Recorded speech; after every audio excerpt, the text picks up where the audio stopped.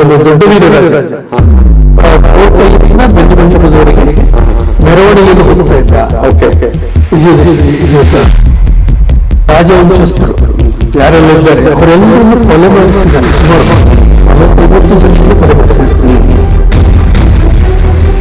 ಇಲ್ಲಿ ಏನಂದ್ರೆ ಯಾರ್ಯಾರು ಸೈನಿಕರಿದ್ದಾರೆ, ಈ ಕುದುರೆ ಸವಾರರು ಮತ್ತೆ ಕಾಲಾಳುಗಳು ಅವರೆಲ್ಲ ಕೋಟೆಗೆ ಬರ್ತಾ ಇದ್ರು. ಆಗ ಅಲ್ಲೆಲ್ಲ ಆಹಾರ ಎಲ್ಲ ಕಡಿಮೆ ಆಗ್ತದೆ. ಸೊ ಚನ್ನಬಸಪ್ಪ ಆ ಟೈಮಲ್ಲಿ ಬಂಟ ಸಮಾಜ ಇದ್ದಾರಲ್ಲ ಅವರು ಈಗಿಲ್ಲ, ಆದ್ರೆ ಅವರು ವರ್ಷಕ್ಕೊಂದ್ಸತಿ ಒಂದು ಉತ್ಸವ ಮಾಡ್ತಿದ್ರು. ನಮ್ಮ ಅವರಲ್ಲಿ ಸೆಟ್ಲ್ ಆದ್ಮೇಲೆ ನಮ್ಮ ಚೌಟಿ ಮಾರಿಯಮ್ಮ ದೇವಿಗೆ ಕುರಿ ಬಲಿ ಕೊಡ್ತಾರೆ. ಹಿಂದೂ ಸಂಪ್ರದಾಯದಲ್ಲಿ ಒಂದೇ ದೇವರು ಒಂದೇ ಮಾರ್ಗ ಮೋಕ್ಷಕ್ಕೆ ಅಂತ ಇಲ್ಲ. ಹಾಗಾಗಿ ಜೈನವರು ಮಡಿಕೇರಿಯಲ್ಲಿ ತುಂಬಾ ಸಾಂಕ್ರಾಮಿಕ ರೋಗ, ತುಂಬಾ ಸಿಡುಬು, ಸ್ಮಾಲ್ ಪಾಕ್ಸ್ 4 ದಿವಸ ಕರೆದ ಮಾಡಿ ನೀವು ನಗರದಲ್ಲಿ ಪ್ರದಕ್ಷಿಣೆ ಮಾಡಿದರೆ ದೇವಿ ಅದನ್ನೆಲ್ಲ ಪರಿಹಾರ ಮಾಡ್ತಾರೆ.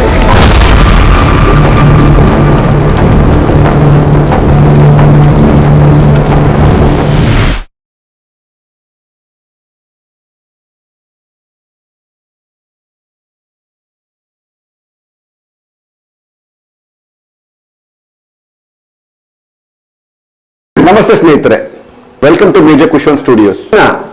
ಈ ಸಂಚಿಕೆ ಸ್ಟೋರೀಸ್ ಆಫ್ ಕೂರ್ಗ್ ಅಂತ ಈ ವಿಶೇಷ ಸಂಚಿಕೆಯಲ್ಲಿ ನಾವು ಮಡಿಕೇರಿ ಬಗ್ಗೆ ಫೋಕಸ್ ಮಾಡ್ತಾ ಇದ್ದೇವೆ.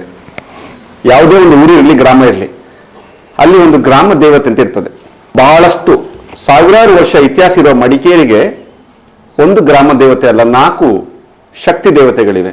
ಮಡಿಕೇರಿಯ ದೇವಸ್ಥಾನಗಳ ಇತಿಹಾಸ ಏನು, ಈ ರಾಜಮನೆತನಗಳ ಇತಿಹಾಸ ಏನು, ಪ್ರತಿಯೊಂದು ದೇವಸ್ಥಾನದ ಹಿಂದೆ ಏನು ಕತೆ ಇದೆ, ಈ ಏನು 4 ಶಕ್ತಿ ದೇವತೆಗಳ ಪ್ರಾಮುಖ್ಯತೆ ಏನು, ಅಲ್ಲಿಯ ಕರಗ ಉತ್ಸವ, ತದನಂತರ ಮಡಿಕೇರಿ ದಸರಾವನ್ನು ಯಾರು ಹುಟ್ಟಾಕಿದ್ರು, ಅದು ಇಷ್ಟು ವರ್ಷ ನಡೆದು ಬಂದ ರೀತಿಯನ್ನ ನಾನು ಆ ಕತೆಗಳನ್ನು ನಿಮ್ಮ ಮುಂದೆ ತರಬೇಕು ಅಂತಿದ್ರೆ I have to get somebody ಇದೇ ಊರಲ್ಲಿ ಹುಟ್ಟಿ ಇದೇ ಊರಲ್ಲಿ ದಸರಾವನ್ನು ನೋಡ್ತಾ ಎಲ್ಲ ಬೆಳವಣಿಗೆಗಳನ್ನ ಸಾಕ್ಷಿಯಾದ ಒಂದು ವ್ಯಕ್ತಿಯನ್ನ ಈ ಕಾರ್ಯಕ್ರಮದಲ್ಲಿ ಮಾತಾಡಿಸ್ಬೇಕು ಅಂತ ನಿಮ್ಮ ಮುಂದೆ ಕರ್ಕೊ ಬರ್ತಿದ್ದಾನೆ.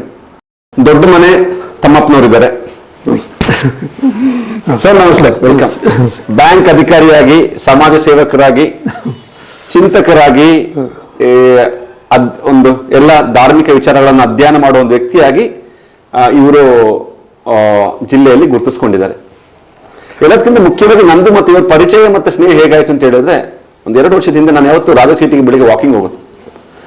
ಅಲ್ಲಿ ಇವ್ರ ಜೊತೆ ಮಾತಾಡ್ತಾ ಪ್ರತಿಯೊಂದು ಏನು ಮಡಿಕೇರಿ ಇತಿಹಾಸ, ಟೆಂಪಲ್ಗಳ ಇತಿಹಾಸ, ಆಗ ನನಗೆ ಅನಿಸ್ತು ಸರಿ ತುಂಬಾ ವಿಚಾರ ಗೊತ್ತಿದೆ, ಈ ಒಂದು ಹಳೆ ತಲೆಮಾರಿನೊಂದು ಕೊಂಡಿ ನಾನು ಇದನ್ನು ದಾಖಲೆ ಮಾಡ್ಬೇಕು ಹೇಳಿ. ಯಾಕೆಂದ್ರೆ ಮುಂದಿನ ಪೀಳಿಗೆಯವರಿಗೆ ಇದೊಂದು ಡಾಕ್ಯುಮೆಂಟರಿ ರೀತಿಯಲ್ಲಿ ದಾಖಲಾಗಬೇಕು. ಸ್ಟೋರೀಸ್ ಆಫ್ ಕೂರ್ಗಲ್ಲಿ ಮಡಿಕೇರಿ ದಸರಾ ಮತ್ತೆ ಹಿನ್ನೆಲೆ ಬಗ್ಗೆ ದಾಖಲಾಗಬೇಕು ಅಂತ ಚಿಂತನೆ ಬಂತು. ಆಮೇಲೆ ನೀವು ಹೇಳಿದ್ರಿ let me brush up all the stories, ಟೆಂಪಲ್ಗಳಿಗೆ ಹೋಗಿ ಇನ್ನೂ ಸ್ವಲ್ಪ ಅಧಿಕೃತ ಮಾಹಿತಿಯನ್ನು ತಗೋಬರ್ಬೇಕು. ಯಾಕಂದ್ರೆ ಇಲ್ಲಿ ನಾಳೆ ಇದೇ ಒಂದು ಡಾಕ್ಯುಮೆಂಟ್ ಅನ್ನು ಲಕ್ಷಾಂತರ ಜನ ನೋಡಿದಾಗ ನಾವು ದೇವರ ವಿಚಾರದಲ್ಲಿ, ಧರ್ಮ ಜಾತಿ ವಿಚಾರದಲ್ಲಿ ಯಾವುದೇ ಕಾಂಟ್ರವರ್ಸಿ ಕ್ರಿಯೇಟ್ ಆಗಬಾರ್ದು, ಅಧಿಕೃತ ಮಾಹಿತಿಗಳು ದಾಖಲಾಗಬೇಕು ಅಂತ ಹೇಳಿ ಯೋಚನೆ ಮಾಡಿದ್ವಿ. ಅಂದ್ರೆ ನಾನು ಸಾಧಾರಣ ಅದೇ ಈ ದಸರಾ ಮತ್ತೆ ನಮ್ಮ ದೇವಿ ದೇವಸ್ಥಾನಗಳ ಮಧ್ಯದಲ್ಲಿ ಹುಟ್ಟಿ ಬೆಳೆದಿದ್ದರಿಂದಾಗಿ ನನಗೆ ಸ್ವಲ್ಪ ಮಾಹಿತಿ ಸ್ವಲ್ಪ ಇದೆ ಅಷ್ಟೇ. ನಾನು ಅದ್ರ ಬಗ್ಗೆ ಏನು ಭಾಳ ರಿಸರ್ಚ್ ಮಾಡಿದ್ದೀನಿ ಅಂತೇನಿಲ್ಲ.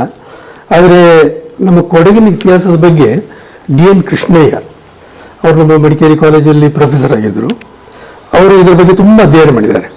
ಅಧ್ಯಯನ ಮಾಡಿ ಕೊಡಗಿನ ಇತಿಹಾಸ ಅಂತ ಪುಸ್ತಕನೇ ಬರೆದಿದ್ದಾರೆ ಅವರು. ಅದೊಂದು ಡಾಕ್ಯುಮೆಂಟ್, ಒಂದು ಎವಿಡೆನ್ಸ್ ನಮ್ಮೆಲ್ಲದಕ್ಕೂ ರೆಫರ್ ಮಾಡ್ತಾರೆ ಅವರು. ಅವರು ಇದನ್ನು ಇಲ್ಲಿ ಇತಿಹಾಸ ಬರಿಬೇಕಾದ್ರೆ ಇಲ್ಲಿಯ ಹಳೆ ರಾಜೇಂದ್ರ ನಾಮೆ ಅಂತ, ನಮ್ಮ ದೊಡ್ಡ ವೀರ ರಾಜೇಂದ್ರ, ಅದಕ್ಕಿಂತ ಮೊದಲು ಇತಿಹಾಸ ಬರೆಯುವ ಪದ್ಧತಿ ಇರಲಿಲ್ಲ. 1807 ಅವನು ರಾಜೇಂದ್ರ ನಾಮೆ ಅಂತ ಒಂದು ಪುಸ್ತಕ ಬರೆಸಿದ್ದಾನೆ. ಅಂದರೆ ಅವನ ವಂಶಸ್ಥರ ಬಗ್ಗೆ ಬರೆದು ಆಮೇಲೆ ಅಲ್ಲಿವರೆಗಿನ ಘಟನಾವಳಿಗಳನ್ನು ರೆಕಾರ್ಡ್ ಮಾಡಿದ್ದಾನೆ. ಅವರು ಅದನ್ನು ರೆಫರ್ ಮಾಡಿದ್ದಾರೆ DN ಕೃಷ್ಣಯ್ಯ ಅವರು. ಮತ್ತು ಆಗಿನ ಕಾಲದ ನಮ್ಮ ಸೂರ್ಯನಾಥ್ ಕಾಮತ್ ಅಂತ ಡಾಕ್ಟರ್, ಅವರು ನಮ್ಮ ಕರ್ನಾಟಕ ಗೆಜೆಟೇರಿಯನ್ನ ಮುಖ್ಯ ಸಂಪಾದಕರು ಡಾಕ್ಟರ್ ಸೂರ್ಯನಾಥ್ ಕಾಮತ್, ಅವ್ರ ಹತ್ರ ಮಾತಾಡಿ ವಿಚಾರ ಮಾಡಿದ್ದಾರೆ. ಮತ್ತು ಇಲ್ಲೆಲ್ಲ ಕೊಡಗಿನಲ್ಲೆಲ್ಲ ಮನೆಗಳಿಗೆ ಓಡಾಡಿ ಮಾಡಿ ಮನೆತನದ ವಿಷಯ ಎಲ್ಲ ತಿಳಿದು ಅವರು ಪುಸ್ತಕ ಬರೆದಿದ್ದಾರೆ. ಸೊ ಅದು ನಮಗೊಂದು ಒಳ್ಳೆ ರೆಫರೆನ್ಸ್, ಅದನ್ನೊಂದು ಆಧಾರ ಇಟ್ಕೊಳ್ಬೋದು. ಮತ್ತು ಈ ದೇವಸ್ಥಾನದ ಮುಖ್ಯಸ್ಥರು ಯಾರಿದ್ದಾರೆ ಅವ್ರನ್ನ ಕಂಡು ಭೇಟಿ ಮಾಡಿ ಮಾತಾಡಿ ಸುಮಾರು ಜನ ಹೆಚ್ಚಿನವ್ರನ್ನ ಮಾತಾಡಿಸಿ. ಆದ್ರೆ ಅವ್ರು ನಮ್ಮೆಲ್ಲ ಸ್ನೇಹಿತರೆ ಮೊದಲಿಂದ. ನಾವೊಂದು ಈಗ ನನಗೆ ಮಡಿಕೇರಿ ಹುಟ್ಟಿದೆ ಎಲ್ಲಿ ಮನೆಯಲ್ಲ ಆಸ್ಪತ್ರೆ ಆಸ್ಪತ್ರೆ ಅದೇ ಈ ಗೌರ್ಮೆಂಟ್ ಹಾಸ್ಪಿಟಲ್. ಹಾಗಾಗಿ ನಮ್ಮ ಸುತ್ತಮುತ್ತಲ ಅವರೆಲ್ಲ ಸ್ನೇಹಿತರೆ, ಈಗೆಲ್ಲ ಅವರೆಲ್ಲ ಒಂದು ಆಡಳಿತ ನಡೆಸುವವರೆಲ್ಲ ಆಗಿದ್ದಾರೆ. ಹಾಗಾಗಿ ಅವ್ರ ನಿಮ್ ಜೊತೆ ಈ ಗಲ್ಲಿಗೆಲ್ಲ ಆಡಿ ಬೆಳೆದವರು ಎಲ್ಲ ಅವರೇ, ದೇವಸ್ಥಾನದ ಮುಖ್ಯಸ್ಥರಾಗಿದ್ದಾರೆ, ಎಲ್ಲ ಮುಖ್ಯಸ್ಥರು ಅವರೇ. ಹಾಗಾಗಿ ಸ್ವಲ್ಪ ಮಾಹಿತಿ ಅವರಿಂದಲೂ ಸಿಕ್ಕಿದೆ. ಹಾಗಾಗಿ ಕೆಲವು ವಿಷಯಗಳನ್ನ ನೀವು ಕೇಳಿದ್ರೆ ಹೇಳ್ಬೋದು ಅಷ್ಟೇ. ನಾನೇ ಅದ್ರ ಬಗ್ಗೆ ನಿಮಗೆ ಹ್ಯುಮಿಲಿಟಿ ಇಷ್ಟ.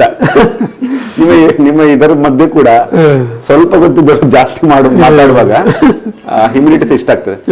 ಸರ್, ಮಡಿಕೇರಿಯಲ್ಲಿ ಪ್ರಪ್ರಥಮವಾಗಿ ನಿರ್ಮಾಣವಾದ ದೇವಸ್ಥಾನ ಯಾವುದು? ಈ ಮೂಲ ದೇವಸ್ಥಾನ ಅಂತ ಹೇಳೋದಿದ್ರೆ ಯಾವುದು? ಕರವನ್ನ ಬೆಳೆದ ಭಗವತಿ ದೇವಸ್ಥಾನ ಹಳೇದಂತ ಬಹಳ ಹಳೆ ಕಾಲದಿಂದ ಇತ್ತಂತ ಒಂದು ರೆಕಾರ್ಡ್ ರಾಜರ ಕಾಲದಲ್ಲಿದ್ದ ದೇವಸ್ಥಾನ ಅದು. ಆಮೇಲೆ ನಮ್ಮ ಚೌಟಿ ಮಾರಿಯಮ್ಮ ಅಂದ್ರೆ ಕುಂದೂರುಮೊಟ್ಟೆ ಅಂತ ನಾವು ಹೇಳ್ತೀವಲ್ಲ, ಕುಂದೂರುಮೊಟ್ಟೆ ಅಂದ್ರೆ ಅದು ಕೊಡಗಲ್ಲಿ ಕುಂದು ಅಂದ್ರೆ ಬೆಟ್ಟ, ಮೊಟ್ಟೆ ಅಂದ್ರೆ ಇಳಿಜಾರು. ಸೊ ಆ ಕಡೆಯಿಂದ ನೋಡುವಾಗ ಅದು ಬೆಟ್ಟದ ಮೇಲಿದ್ದಾಗೆ. ಅಂದ್ರೆ ಮೇನ್ ಆಗಿ ನಮ್ಮ ಮಡಿಕೇರಿಗೆ ಎಂಟ್ರೆನ್ಸ್ ಇದ್ದಿದೆ ಕುಂದೂರುಮೊಟ್ಟೆ ಅಲ್ಲಿಂದ. ಇದು ಮಂಗಳೂರು ನೋಡೋದು ಏನಿದೆ ಅಲ್ಲ, ಅದು ಬ್ರಿಟಿಷರ್ ಮಾಡಿದ್ದು. ಹಿಂದೆ ಮಡಿಕೇರಿ ಕುಂದೂರುಮೊಟ್ಟೆಯಿಂದಲೇ ಎಲ್ರು ಗಡಿ ದೇವತೆ ಇದ್ದಾಗೆ. ಹಾಗಾಗಿ ಅಲ್ಲಿ ಗಡಿ ದೇವತೆಯಾಗಿ ಅಲ್ಲಿ ಚೌಟಿ ಮಾರಿಯಮ್ಮ ದೇವಸ್ಥಾನ ಸಣ್ಣ ಗುಡಿ ಇದ್ದಿರ್ಬೇಕು ಅದು. ಯಾಕಂದ್ರೆ ಅದಕ್ಕೆ ರಾಜಾಶ್ರಯ ಇದ್ದಾಗ ಎಲ್ಲಿಗೂ ರೆಕಾರ್ಡ್ಸ್ ಇಲ್ಲ. ಅಂದ್ರೆ ಅದಕ್ಕೆ ಒಂದು ಉಂಬಳಿ ಕೊಟ್ಟಿದಾಗ್ಲಿ ಅಥವಾ ಒಂದು ರಾಜ ಒಂದು ರಾಜ ಇದ್ರೆ ಒಂದು ಅದಕ್ಕೆ ಗದ್ದೆಗಳ ಕೊಡ್ತಾರೆ, ಆತರ ಏನಿಲ್ಲ. ರಾಜಾಶ್ರಯ ಸಿಕ್ಕಿಲ್ಲ, ಅದೇನಿಲ್ಲ, ರಾಜಾಶ್ರಯ ಇದ್ದಾಗಿಲ್ಲ. ಆದ್ರೆ ಅದು ರಾಜರ ಕಾಲದಲ್ಲಿದ್ದ ದೇವಸ್ಥಾನ. ಯಾಕಂತ ಹೇಳಿದ್ರೆ ಒಂದು ಅಪ್ಪಚ್ಚಿರ ಮಂದಣ್ಣ ಅಂತ ಒಂದು ಕತೆ ಬರ್ತದೆ. ಅವನ ಅಪ್ಪಚ್ಚಿರ ಮಂದಣ್ಣ ದೇವಿಯೊಟ್ಟಿಗೆ ಜಗಳ ಮಾಡಿದ, ಹೀಗೆಲ್ಲ ಕಥೆಗಳೆಲ್ಲ ಇದೆ ಇಲ್ಲಿ. ಆ ಕಥೆಗಳೆಲ್ಲ ಬಂದಿದ್ದು ರಾಜರ ಕಾಲದಲ್ಲಿ. ಹಾಗಾಗಿ ಅದು ಹಳೆ ದೇವಸ್ಥಾನ. ಅದು ಆಮೇಲೆ ಉಳಿದ ದೇವಸ್ಥಾನಗಳೆಲ್ಲ ನಂತರ ಹಳೆದಂದ್ರೆ ಎಷ್ಟು ಹಳೆದಂತ ಹೇಳ್ಬೋದು ನಾವು? ಅದಕ್ಕೆ ಇತಿಹಾಸ ಅಂತ ಹೇಳಲಿಕ್ಕೆ ಬರೋದಿಲ್ಲ. ಆದ್ರೆ ಸಹ ದೊಡ್ಡ ವೀರ ರಾಜನಿಗಿಂತ ಹಳೆದು, ಕನಿಷ್ಠ ಪಕ್ಷ 300 ವರ್ಷ ಇರ್ಬೋದು. ಅಂದ್ರೆ ಅದು ಮೂಲ ಹೆಚ್ಚಿನ ನನಗನ್ಸಿದಾಗೆ ತಮಿಳು ಮೂಲದವರು ಸ್ಥಾಪನೆ ಮಾಡಿರ್ಬೇಕು. ಯಾಕಂದ್ರೆ ಅದು ಮೂಲ ಪೂಜಾರಿಗಳು ಅಂದ್ರೆ ಕೇಳೋದಿಲ್ಲ ಅಂತ ಅದೊಂದು ಕತೆ ಇದೆ. ಕತೆ ಹೇಳಿ ಅಂದ್ರೆ ಚೌಟಿ ಯಾವ ಭಾಷೆಯಲ್ಲಿ ಕಿವಿ ಕೇಳೋದಿಲ್ಲ ಅಂತ ಹೇಳಿ, ಮೂಲ ಭಾಷೆ ಯಾವುದು? ಅದು ಚೌಟಿ ಅಂದ್ರೆ ಮೋಸ್ಟ್ಲಿ ಅದು ತಮಿಳಲ್ಲೇ ಬರ್ತದೆ. ಯಾಕಂದ್ರೆ ಅವರು ಅಪ್ಪಚ್ಚಿರ ಮಂದಣ್ಣ ಅಂತ ಹೇಳೋನು ದೊಡ್ಡ ಆಳಿದ್ದ, ಅವನು ಆ ಕಡೆಗೆ ಓಡಾಡ್ತಿದ್ದ. ಒಂದ್ ದಿವಸ ಆ ಕಡೆ ಹೋಗ್ತಾ ಇರ್ಬೇಕಾದ್ರೆ ಅಲ್ಲಿ ದೇವಿ ಮನುಷ್ಯ ರೂಪದಲ್ಲಿ ಪಾರಣೆ ಮಾಡ್ತಾ ಇದ್ದಳು. ಅದನ್ನು ನೋಡಿ ಇವನಿಗೆ ಸಹ ಹಸಿವಾಗಿ, ಆತರ ಕಥೆಗಳಷ್ಟೇ. ಇವನು ಸಹ ದೇವಿಯೊಟ್ಟಿಗೆ ಜಗಳ ಮಾಡ್ತಾನೆ, ಮತ್ತೆ ದೇವಿಯೊಟ್ಟಿಗೆ ಜಗಳ ಮಾಡಿ ದೇವಿಗೆ ಒಂದು ಪೆಟ್ಟು ಕೊಡ್ತಾನೆ ಅಂತ. ಅಂದ್ರೆ ನಂಬಿಕೆಗಳವೆಲ್ಲ ಕಥೆಗಳು, ಜಾನಪದ ಅಷ್ಟೇ. ಹಾಗಾಗಿ ದೇವಿಗೆ ಸ್ವಲ್ಪ ಕಿವಿ ದೂರ ಅಂತ ಆ ತರ ಕತೆ. ಆದ್ರೆ ಅದ್ರಲ್ಲಿ ಎಷ್ಟು ನಿಜ ಅಂತ ಹೇಳಲಿಕ್ಕಾಗಲ್ಲ ಅಂತ ಅದು ಜನರಲ್ಲಿ ಇರುವಂತ ಒಂದು ಕಥೆಗಳು, ಜಾನಪದ ಒಂದು ಕತೆ. ಹಾಗಾಗಿ ರಾಜರ ಕಾಲದ ದೇವಸ್ಥಾನ. ಆದ್ರೆ ಕೋಟೆ ಮಾರಿಯಮ್ಮ ದೇವಸ್ಥಾನ ಏನಂತ ಹೇಳಿದ್ರೆ ನೆಕ್ಸ್ಟ್ ಲೆಟಸ್ ಕಮ್ ಟು ಕೋಟೆ ಮಾರಿಯಮ್ಮ. ಯಾಕಂದ್ರೆ ಮಡಿಕೇರಿಯ 4 ಶಕ್ತಿ ದೇವತೆಗಳು ಅಂತ ಹೇಳಿದ್ರೆ ಕಂಜಿ ಕಾಮಾಕ್ಷಿ, ಚೌಟಿ ಮಾರಿಯಮ್ಮ, ಕೋಟೆ ಮಾರಿಯಮ್ಮ, ಮತ್ತೊಂದು ದಂಡಿನ ಮಾರಿಯಮ್ಮ, ಕೋಟೆ ಮಾರಿಯಮ್ಮ. ಕೋಟೆ ಮಾರಿಯಮ್ಮ ದೇವಸ್ಥಾನದ ಬಗ್ಗೆ ಏನಂತ ಹೇಳಿದ್ರೆ ಅದು ಯಾರು ಸ್ಥಾಪನೆ ಮಾಡಿರಂತ ಅದಕ್ಕೇನು ರೆಕಾರ್ಡ್ಸ್ ಏನಿಲ್ಲ. ಆದ್ರೆ ಅದು ಕೋಟೆಯ ಒಳಗಿದ್ದ ದೇವಿ ಆಗಿರ್ಬೇಕು. ಕೋಟೆ ಒಳಗಿದ್ದ ದೇವಿ ಆಗಿರ್ಬೇಕು. ಯಾಕಂತ ಹೇಳಿದ್ರೆ ಎಲ್ಲ ಕೋಟೆಯಲ್ಲಿ ಸಹ ಒಂದು ದೇವಿ ದೇವಸ್ಥಾನ ಇರ್ತದೆ, ಕೋಟೆ ಮಾರಿಯಮ್ಮ ಅಂತ. ಅಂದ್ರೆ ದೇವಿಯ ಕಾಯುವ ದೇವಿ ಅಂತ, ರಕ್ಷಣೆಗೆ ಅಂತ. ಆದ್ರೆ ಈ ಲಿಂಗರಾಜ ಅದು ಮೊದಲು ನಮ್ಮ ಕೋಟೆ ಅಂದ್ರೆ ಒಂದು ಮಣ್ಣಿನ ಕೋಟೆ, ಬುದ್ಧರಾಜನ ಕಾಲದಿಂದ. ಆಮೇಲೆ ಎಲ್ಲದು ಮಣ್ಣಿನ ಗೋಡೆಗಳು, ಮಣ್ಣಿನ ಕೋಟೆನೇ ಇದ್ದಿದ್ದು. ಆದ್ರೆ 1814ರಲ್ಲಿ ಲಿಂಗರಾಜ ಅದನ್ನ ಕಟ್ಟಿಸಿದ ಅಂತ ರೆಕಾರ್ಡ್ ಇದೆ. ಆದರೆ ಕಟ್ಟಿಸ್ಬೇಕಾದ್ರೆ ಅದು ಸ್ವಲ್ಪ ಜಾಸ್ತಿ ಎತ್ತರ ಇತ್ತಂತ ಈಗಿನ ಕೋಟೆ ಇರೋ ಸ್ಥಳ. ಆದ್ರೆ ಅವರು ಮೊದಲಿದ್ದು ಹಾಲೇರಿಯಲ್ಲಿ. ಅದರ ಸೇಫ್ಟಿ ಮತ್ತೆ ಅದರ ಆಯಕಟ್ಟು ಎಲ್ಲ ನೋಡಿ ಬುದ್ಧರಾಜ ಅದನ್ನ ಇಲ್ಲಿ ಮಡಿಕೇರಿಗೆ ಶಿಫ್ಟ್ ಮಾಡಿದ ಅಂತ.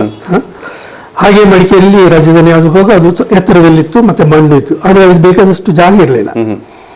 ಅದಕ್ಕಾಗಿ ಅದನ್ನು ಮಣ್ಣನ್ನು ಅಗಸಿ ತುಂಬಾ ಸಮತಟ್ಟು ಮಾಡಿ ಅದನ್ನು ಅಗಾಲ ಮಾಡಿದ ಅಂತ. ಆ ಮಣ್ಣನ್ನು ಮಡಿಕೇರಿ ತರ ಒಂದು ಗುಡ್ಡ ಆ ಪೋರ್ಷನ್ ಫ್ಲಾಟ್ ಮಾಡಿ ಮಾಡಿದ್ದಾನೆ ಅಂತ ಕಥೆ. ಅದು ಕೃಷ್ಣಯ್ಯನವರು ಸಹ ಅದನ್ನು ರೆಕಾರ್ಡ್ ಮಾಡಿದ್ದಾರೆ, ಎನ್ ಕೃಷ್ಣಯ್ಯವರು. ಹಾಗಾಗಿ ದೇವಿ ದೇವಸ್ಥಾನದ ಒಳಗೆ ಕೋಟೆ ಒಳಗಿದ್ದ ದೇವಿಯನ್ನ ಬಹುಶಃ ಹೊರಗೆ ಸ್ಥಾಪನೆ ಆಗಿರ್ಬೇಕು. 815 ಪೂರ್ತಿಯನ್ನು ಲೆವೆಲ್ ಮಾಡ್ಬೇಕಾದ್ರೆ ಅಲ್ಲಿ ದೇವಸ್ಥಾನ ಇರ್ಲಿಕ್ಕೆ ಸಾಧ್ಯ ಇಲ್ಲ. ಅಲ್ಲಿ ಒಂದು ಈಗ ಅಲ್ಲಿ ಒಂದು ದೇವಿಯ ದೇವಸ್ಥಾನ ಮಾಡಿ, ಯಾಕಂದ್ರೆ ಎಲ್ಲೆಲ್ಲ ಸೇನೆ ಇರುತ್ತದೆ, ಅವ್ರಿಗೊಂದು ಪ್ರಾರ್ಥನೆ ಮಾಡ್ಲಿಕ್ಕೆ ಒಂದು ದೇವಿ ಮಾರಮ್ಮ ಇದೆಲ್ಲ ಉಂಟು. ಇದು ನಮ್ಮ ಕೋಟೆಯ ಒಳಗಿದ್ದ ಸೈನಿಕರ ದೇವಿ ಇದ್ದಿರ್ಬೇಕು. ಅದನ್ನ ಆಮೇಲೆ ಕೋಟೆ ವಿಶಾಲ ಮಾಡಿ ಇದೆಲ್ಲ ಆದ್ಮೇಲೆ ಅದಕ್ಕೂ ಬೇರೆ ಕಥೆಗಳಲ್ಲಿದೆ. ಆದ್ರೂ ಸಹ ಅಲ್ಲ, ಕಥೆಗಳನ್ನು ಹೇಳಿ, ಯಾಕಂದ್ರೆ ನಾವು ಅಧಿಕೃತ ಹಿಸ್ಟಾರಿಕಲ್ ಫ್ಯಾಕ್ಟ್ಸ್ ಅಂತ ನಾವು ಕ್ಲೇಮ್ ಮಾಡ್ತಾ ಇಲ್ಲ. ಇದು ಏನೋ ನಂಬಿಕೆ ಮೇಲೆ. ಬಟ್ ಹೇಳಿ, ಅಂದರೆ ರಾಜ ಆ ದೇವಿಯ ದೇವಸ್ಥಾನ ಒಳಗಿದ್ದ ವಿಗ್ರಹನ ತೆಗೆದು ಬಾವಿಯಲ್ಲಿ ಹಾಕಿದ್ದ ಅಂತ ಒಂದು ಕತೆ, ನಂಬಿಕೆ. ಯುದ್ಧ ಸೋತ ಮೇಲೆ ಅಲ್ಲಲ್ಲ, ಹಾಗೇನಿಲ್ಲ. ಆದ್ರೆ ಲೆವೆಲ್ ಮಾಡೋ ಸಮಯದಲ್ಲಿ ಅದನ್ನ ಅಲ್ಲಿ ತಮಿಳು ಮೂಲದವರು ಅದನ್ನ ದೇವಿ ಆರಾಧಕರಿದ್ದರಿಂದ ಅವರು ಅಲ್ಲಿ ಈಗ ಇರೋ ಕೋಟೆ ಮಾರಿಯಮ್ಮ ದೇವಸ್ಥಾನ, ಕೋಟೆ ಒಳಗಿಲ್ಲ, ಹಿಂದೆ ಇದ್ದಾಳೆ, ಈಗ ಹಿಂದೆ ಅಲ್ಲಿ ಸ್ಥಾಪನೆ ಮಾಡಿ ಅವರು ಪೂಜೆ ಮಾಡ್ತಾ ಇದ್ದಾರೆ ಅಂತ. ನಮ್ಮ ಮನೆ ಮೊದಲು ಅಲ್ಲೇ ಇದ್ದಿದ್ದರಿಂದಾಗಿ ನಮಗೆ ಸ್ವಲ್ಪ ಕೋಟೆ ಮಾರಿಯಮ್ಮ ಇತಿಹಾಸ ಗೊತ್ತು. ಸ್ವಲ್ಪ ಒಂದು ಈ ಚೌಟಿ ಮಾರಿಯಮ್ಮದ ಆರಾಧಕರು ಒಂದೊಂದು ಬೇರೆ ಬೇರೆ ಸಮುದಾಯಕ್ಕೆ ಸೇರಿದ ಮೊದಲು ಒರಿಜಿನಲಿ ತಮಿಳಿಯನ್ಸ್. ಮೂಲವಾಗಿ ಮಡಿಕೇರಿಯಲ್ಲಿ ತಮಿಳಿಯನ್ಸ್ ಹೇಗೆ ಬಂದ? ಬಹಳ ಹಳೆ ಕಾಲದಿಂದ. ಅಂದ್ರೆ ತಮಿಳಿಯನ್ಸ್ ಅವರು ವ್ಯಾಪಾರಕ್ಕೆ ಮತ್ತೆ ಬೇರೆ ಬೇರೆ ಕಸುಬಿಗೆ ಮತ್ತೊಂದು ವಿಚಾರ ಮಧ್ಯೆ ಚೋಳ ಮಡಿಕೇರಿ ಒಂದು ಹಂತದಲ್ಲಿ ಚೋಳರ ಆಡಳಿತದಲ್ಲಿ ತುಂಬಾ ಹಿಂದೆ. ನಮ್ಮ ಚೋಳರಿಗಿಂತ ಪಾಂಡ್ಯ ರಾಜರ ಇದೆಲ್ಲ ರೆಕಾರ್ಡ್ಸ್ ಎಲ್ಲ ಬರ್ತದೆ. ಚೋಳರದು ಹೆಸರಲ್ಲಿ ಚೋಳ ದೇವಾಲಯ, ಚೋಳರು ಕಟ್ಟಿದ ದೇವಾಲಯ ಅಂತ ಹೇಳಿ ನಂಬಿಕೆಗಳು ಕೊಡಗಿನಲ್ಲಿ ತುಂಬಾ ಇದೆ. ಆದ್ರೆ ಈ ಪಾಂಡ್ಯ ರಾಜ ಅವ್ರ ಬಗ್ಗೆ ಸ್ವಲ್ಪ ರೆಕಾರ್ಡ್ಸ್ ಇದೆ. ಈ ಡಿ ಎನ್ ಕೃಷ್ಣಯ್ಯವರು ಅವ್ರ ಬಗ್ಗೆ ಒಂದು ಸ್ಟಡಿ ಮಾಡಿದ್ದಾರೆ. ಅವರು ಸಂಗಮ್ ಸಾಹಿತ್ಯ ಅಂತ ತಮಿಳುದು, ಅದರಲ್ಲಿ ಅವನ ಪಾಂಡ್ಯ ರಾಜ ಒಬ್ಬ ನೆಡುಂಚೆಳಿಯನ್ನಂತ. ಆ ನೆಡುಂಚೆಳಿಯನ್ನ ಸಾಮ್ರಾಜ್ಯ ಎಲ್ಲಿವರೆಗಿತ್ತಂದ್ರೆ ಕೊಡಗಿನಿಂದ ಕಡಲಿನವರೆಗೆ, ಆಮೇಲೆ ದಕ್ಷಿಣದಲ್ಲಿ ಕನ್ಯಾಕುಮಾರಿಯಿಂದ ಉತ್ತರಕ್ಕೆ ತಿರುಪತಿವರೆಗಿತ್ತು ಅಂತೇಳಿ ತಮಿಳಲ್ಲಿ ಒಂದು ಶ್ಲೋಕ ಇದೆ, ಅವರಲ್ಲಿ ಬರೆದಿದ್ದಾರೆ ಪುಸ್ತಕದಲ್ಲಿ. ಹಾಗಾಗಿ ಕೊಡಗು ಸಹ ಅವರಿಗೆ ಸೇರಿದ್ದಿರಬಹುದು. ಆದರೆ ಅದು 3ನೇ ಶತಮಾನ, 3-4 ಶತಮಾನ. ಆ ಸಮಯದಲ್ಲಿ ಟೆಂಪಲ್ಗಳು ಇರಲಿಲ್ಲ. ನಂತರ ಮಡಿಕೇರಿ ಸ್ಥಾಪನೆ ಆಗಿದೆ 1681, ಒಂದು ನಗರವಾಗಿ ಮುದ್ರಾಜ. ಅದಕ್ಕಿಂತ ಹಳೆದು ಯಾವ ದೇವಸ್ಥಾನ ಇರೋ ಸಾಧ್ಯತೆ ಕಡಿಮೆ. ಈಗ ಇನ್ಕ್ಲೂಡಿಂಗ್ ಈಗ ನೋಡಿ ಕರವಾಲೆ ಭಗವತಿ ಮಡಿಕೇರಿ ಅನ್ನೋದಕ್ಕಿಂತ ಗ್ರಾಮ ಉಂಟಲ್ಲ, ಗ್ರಾಮಕ್ಕೆ ಸೇರಿ ದೇವತೆನೆ. ಅದೇನು ಮಡಿಕೇರಿ ಆನ್ ರೆಕಾರ್ಡ್ ಅಲ್ಲಿ ಮಡಿಕೇರಿ ಅಂತ ಇಲ್ಲ, ಕರ್ಣಂಗೇರಿ ಅಂತ ಇದೆ. ಮಡಿಕೇರಿ ಕರ್ಣಂಗೇರಿ ಗ್ರಾಮ. ಕರ್ಣಂಗೇರಿ ಗ್ರಾಮ ದೇವತೆ ಯಾವುದು ಆಗಿರ್ಬೋದು. ಕರ್ಣಂಗೇರಿ ಗ್ರಾಮದ ದೇವತೆಗಳು ಇಲ್ಲಿ 4 ದೇವಿಗಳಿದೆ. ನಮ್ಮ ಒಂದು ಕರವಲೆ ಅದು ದೇವಸ್ಥಾನ ಇದೆ. ಕರವಲೆ ಭಗವತಿ ಕರ್ಣಂಗೇರಿ ಗ್ರಾಮಕ್ಕೆ ಸೇರಿರೋದಲ್ಲ ಪಕ್ಕದ ಗ್ರಾಮಕ್ಕೆ ಸೇರಿರೋದಾ?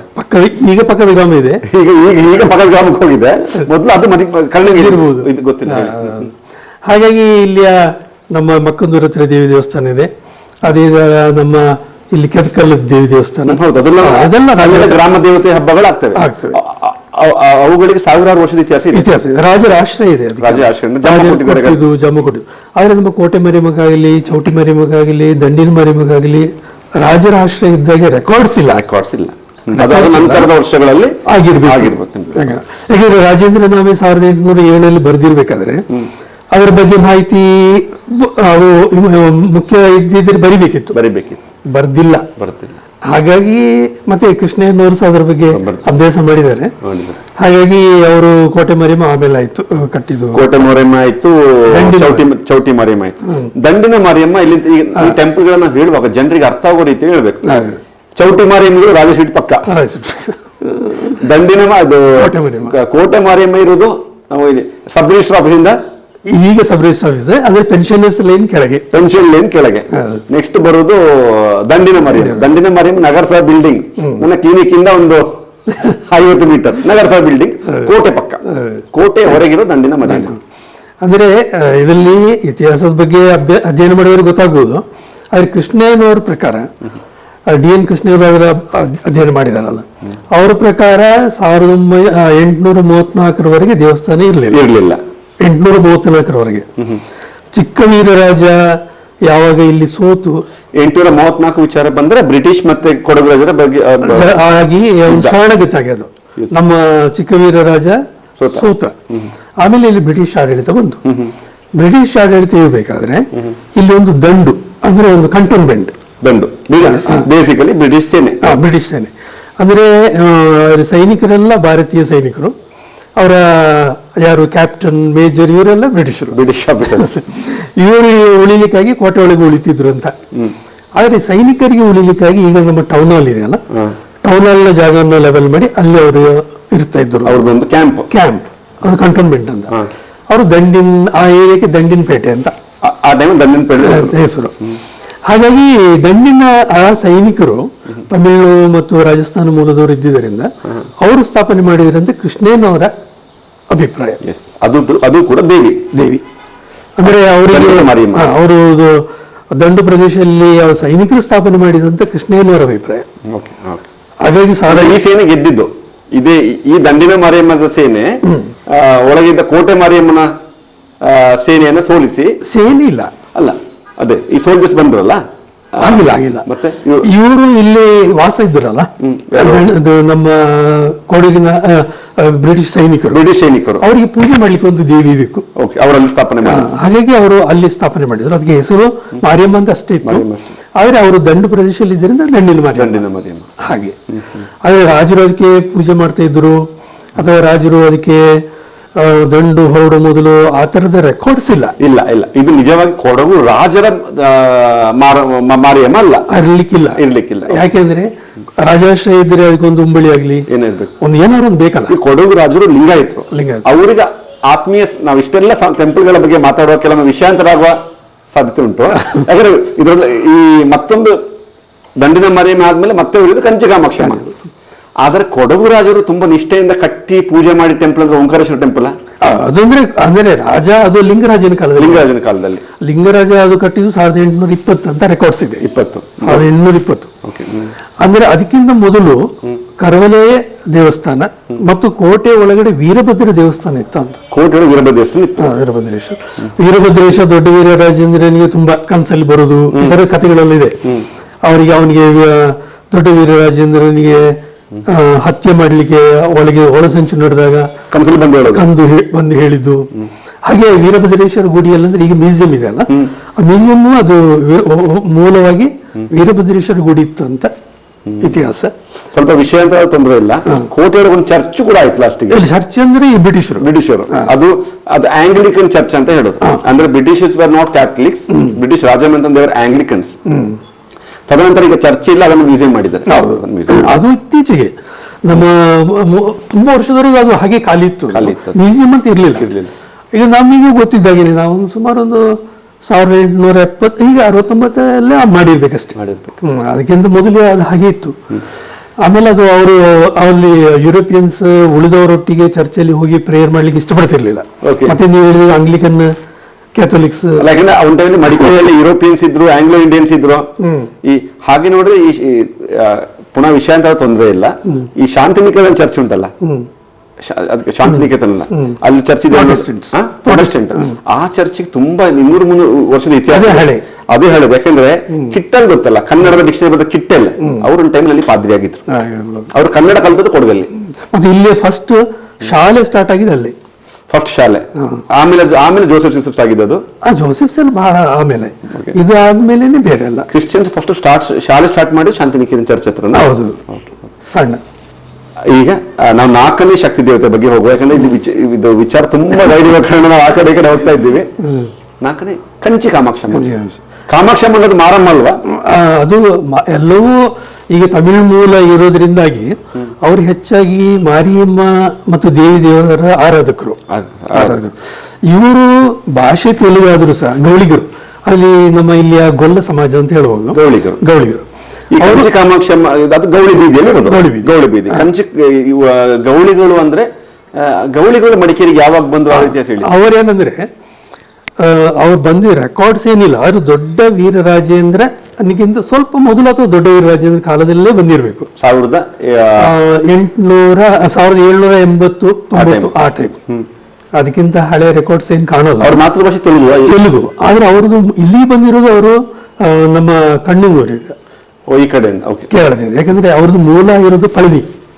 ಅದು ಯಾವುದೋ ವಿಜಯನಗರ ಸಾಮ್ರಾಜ್ಯದಲ್ಲಿ ಹೀಗೆ ಇದ್ದಿರ್ಬೋದು. ಅವರು ಅಲ್ಲಿಂದ ಮೈಗ್ರೇಟ್ ಆಗಿ ಅವರ ಮೂಲ ಸೆಟ್ಲ್ ಆಗಿರೋದು ಪಳನಿಯಲ್ಲಿ. ಗೌಡಿಗರೆಲ್ಲರೂ ಮೂಲ ಅವರದು ಪಳನಿ. ಅಲ್ಲಿಂದ ಅವರು 11 ಊರುಗಳಲ್ಲಿ ಹರಡಿದ್ದಾರೆ ಅಂತ ಅವರ ಮುಖ್ಯಸ್ಥರ ಇದು. ಕೇರಳದಲ್ಲಿ 5 ಊರುಗಳು, ಕೊಲ್ಲಂ, ಕಣ್ಣನೂರು, ಆಮೇಲೆ ಮಾನಂದವಾಡಿ, ಆಮೇಲೆ ಪಾಲಕ್ಕಾಡು, ಈ 5 ಕೇರಳದ ಸ್ಥಳಗಳಲ್ಲಿ ಹರಡಿದ್ದಾರೆ. ತಮಿಳುನಾಡಿಲ್ಲ 5, ಮೂಲ ಪಳನಿ ಇದ್ದೇ ಇದೆ. ಮಧುರೆ, ಶಿವಗಂಗೆ, ಆಮೇಲೆ ಕೂನೂರು, ಈ ರೀತಿ 5 ಅಲ್ಲಿ ಮತ್ತು 1 ಕರ್ನಾಟಕ ಅಂದ್ರೆ ಅದು ಮಡಿಕೇರಿ. ಅದು ಅವ್ರ ರೆಕಾರ್ಡ್ ಅಲ್ಲಿ ಇದೆ. 11 ಊರು 24 ಕುಟುಂಬ ಅಂತ ಅವ್ರು ಹೇಳ್ತಾರೆ. ಈ ಕೊಡಗಿನ ಗೌಡ್ರು ಹೇಳ್ತಾರಲ್ಲ 10 ಕುಟುಂಬ 18 ಆ ತರ 11 ಊರು 24 ಕುಟುಂಬ ಅಂತ. ಹಾಗೆ ಈ ಊರು ಮಧ್ಯದಲ್ಲಿ ಅವರ ಕುಟುಂಬ ಮತ್ತೆ ಬಳಿಯನ್ನು ಅವರು ಫಾಲೋ ಮಾಡ್ತಾರ. 2 ಬಳಿ ಇದೆ ಅವರಲ್ಲಿ, ಅದು ಫಾಲೋ ಮಾಡ್ತಾರೆ ಅವರು. ಬಳಿಯೊಳಗೆ ಮದುವೆ ಆಗೋಂಗಿಲ್ಲ. ಇಲ್ಲ ಇಂಟ್ರೆಸ್ಟಿಂಗ್. ತುಂಬಾ ರಿಸರ್ಚ್ ಮಾಡಿದ್ರೆ ನೀವು. ಇಲ್ಲ ಸ್ವಲ್ಪ ನಾವು ಅದೇ ಹೇಳಿದಿಲ್ಲ ಅವರು. ಈ ರಿಸರ್ಚ್ ಅಂತೆಲ್ಲ ನಮ್ಗೆ ಗೊತ್ತಲ್ಲ. ಅಲ್ಲ ಇದು ಯಾಕಂದ್ರೆ ನೋಡಿ this all authentic information. Okay, so ಈ ಗೌಳಿಗಳ ಅಡಿಯಲ್ಲಿ ಆ ಟೆಂಪಲ್ ಬಂತು ಯಾವ್ದು?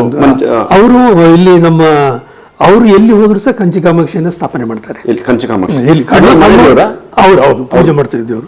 ಈಗ ಕಣ್ಣೂರಲ್ಲಿ ಸಹ ಇದೆ. ಅದೇ ಅವರು ಈಗ ವಿರಾಜಪೇಟೆಯಲ್ಲಿ ಇಲ್ಲಿಂದ ಹೋದ ಒಂದು ಅಲ್ಲಿ ಸೆಟ್ಲ್ ಆಗಿದ್ದಾರೆ. ಅವರು ಕಂಚಿ ಕಾಮಾಕ್ಷಿ ಅಲ್ಲಿನೂ ಇದೆ.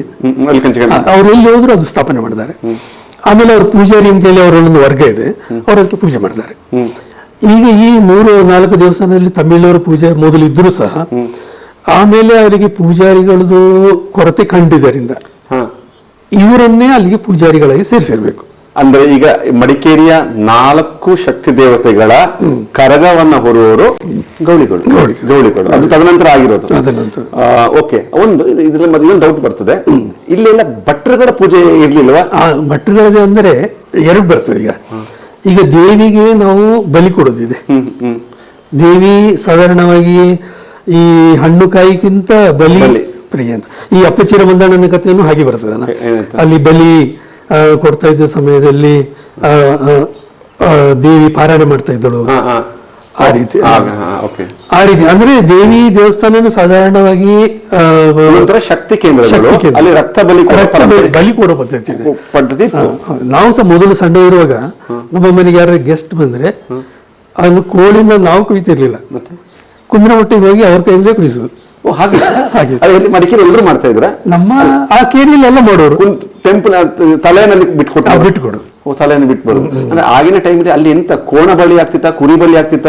ಕುರಿ ಬಲಿ ಇತ್ತು, ಕೋಳಿ ಬಲಿ. ಆಮೇಲೆ ಕೋಣ ನಮ್ಗೆ ನೋಡ್ಲಿಲ್ಲ. ನೀವು ನೋಡ್ಲಿಲ್ಲ? ಅದಕ್ಕಿಂತ ಹಿಂದೆ ನಾವು ಈ ಮೂವೀಸ್ ಎಲ್ಲ ನೋಡ್ತಾವಲ್ಲ, ಮಾರಮ್ಮನಿಗೆ ಇರ್ಬೋದು. ಕುರಿ ಬಲಿ ಇತ್ತು. ಕುರಿ ಬಲಿ ನೀವು ನೋಡಿದ್ರಿ? ನಾವು ನೋಡಿದ್ವಿ.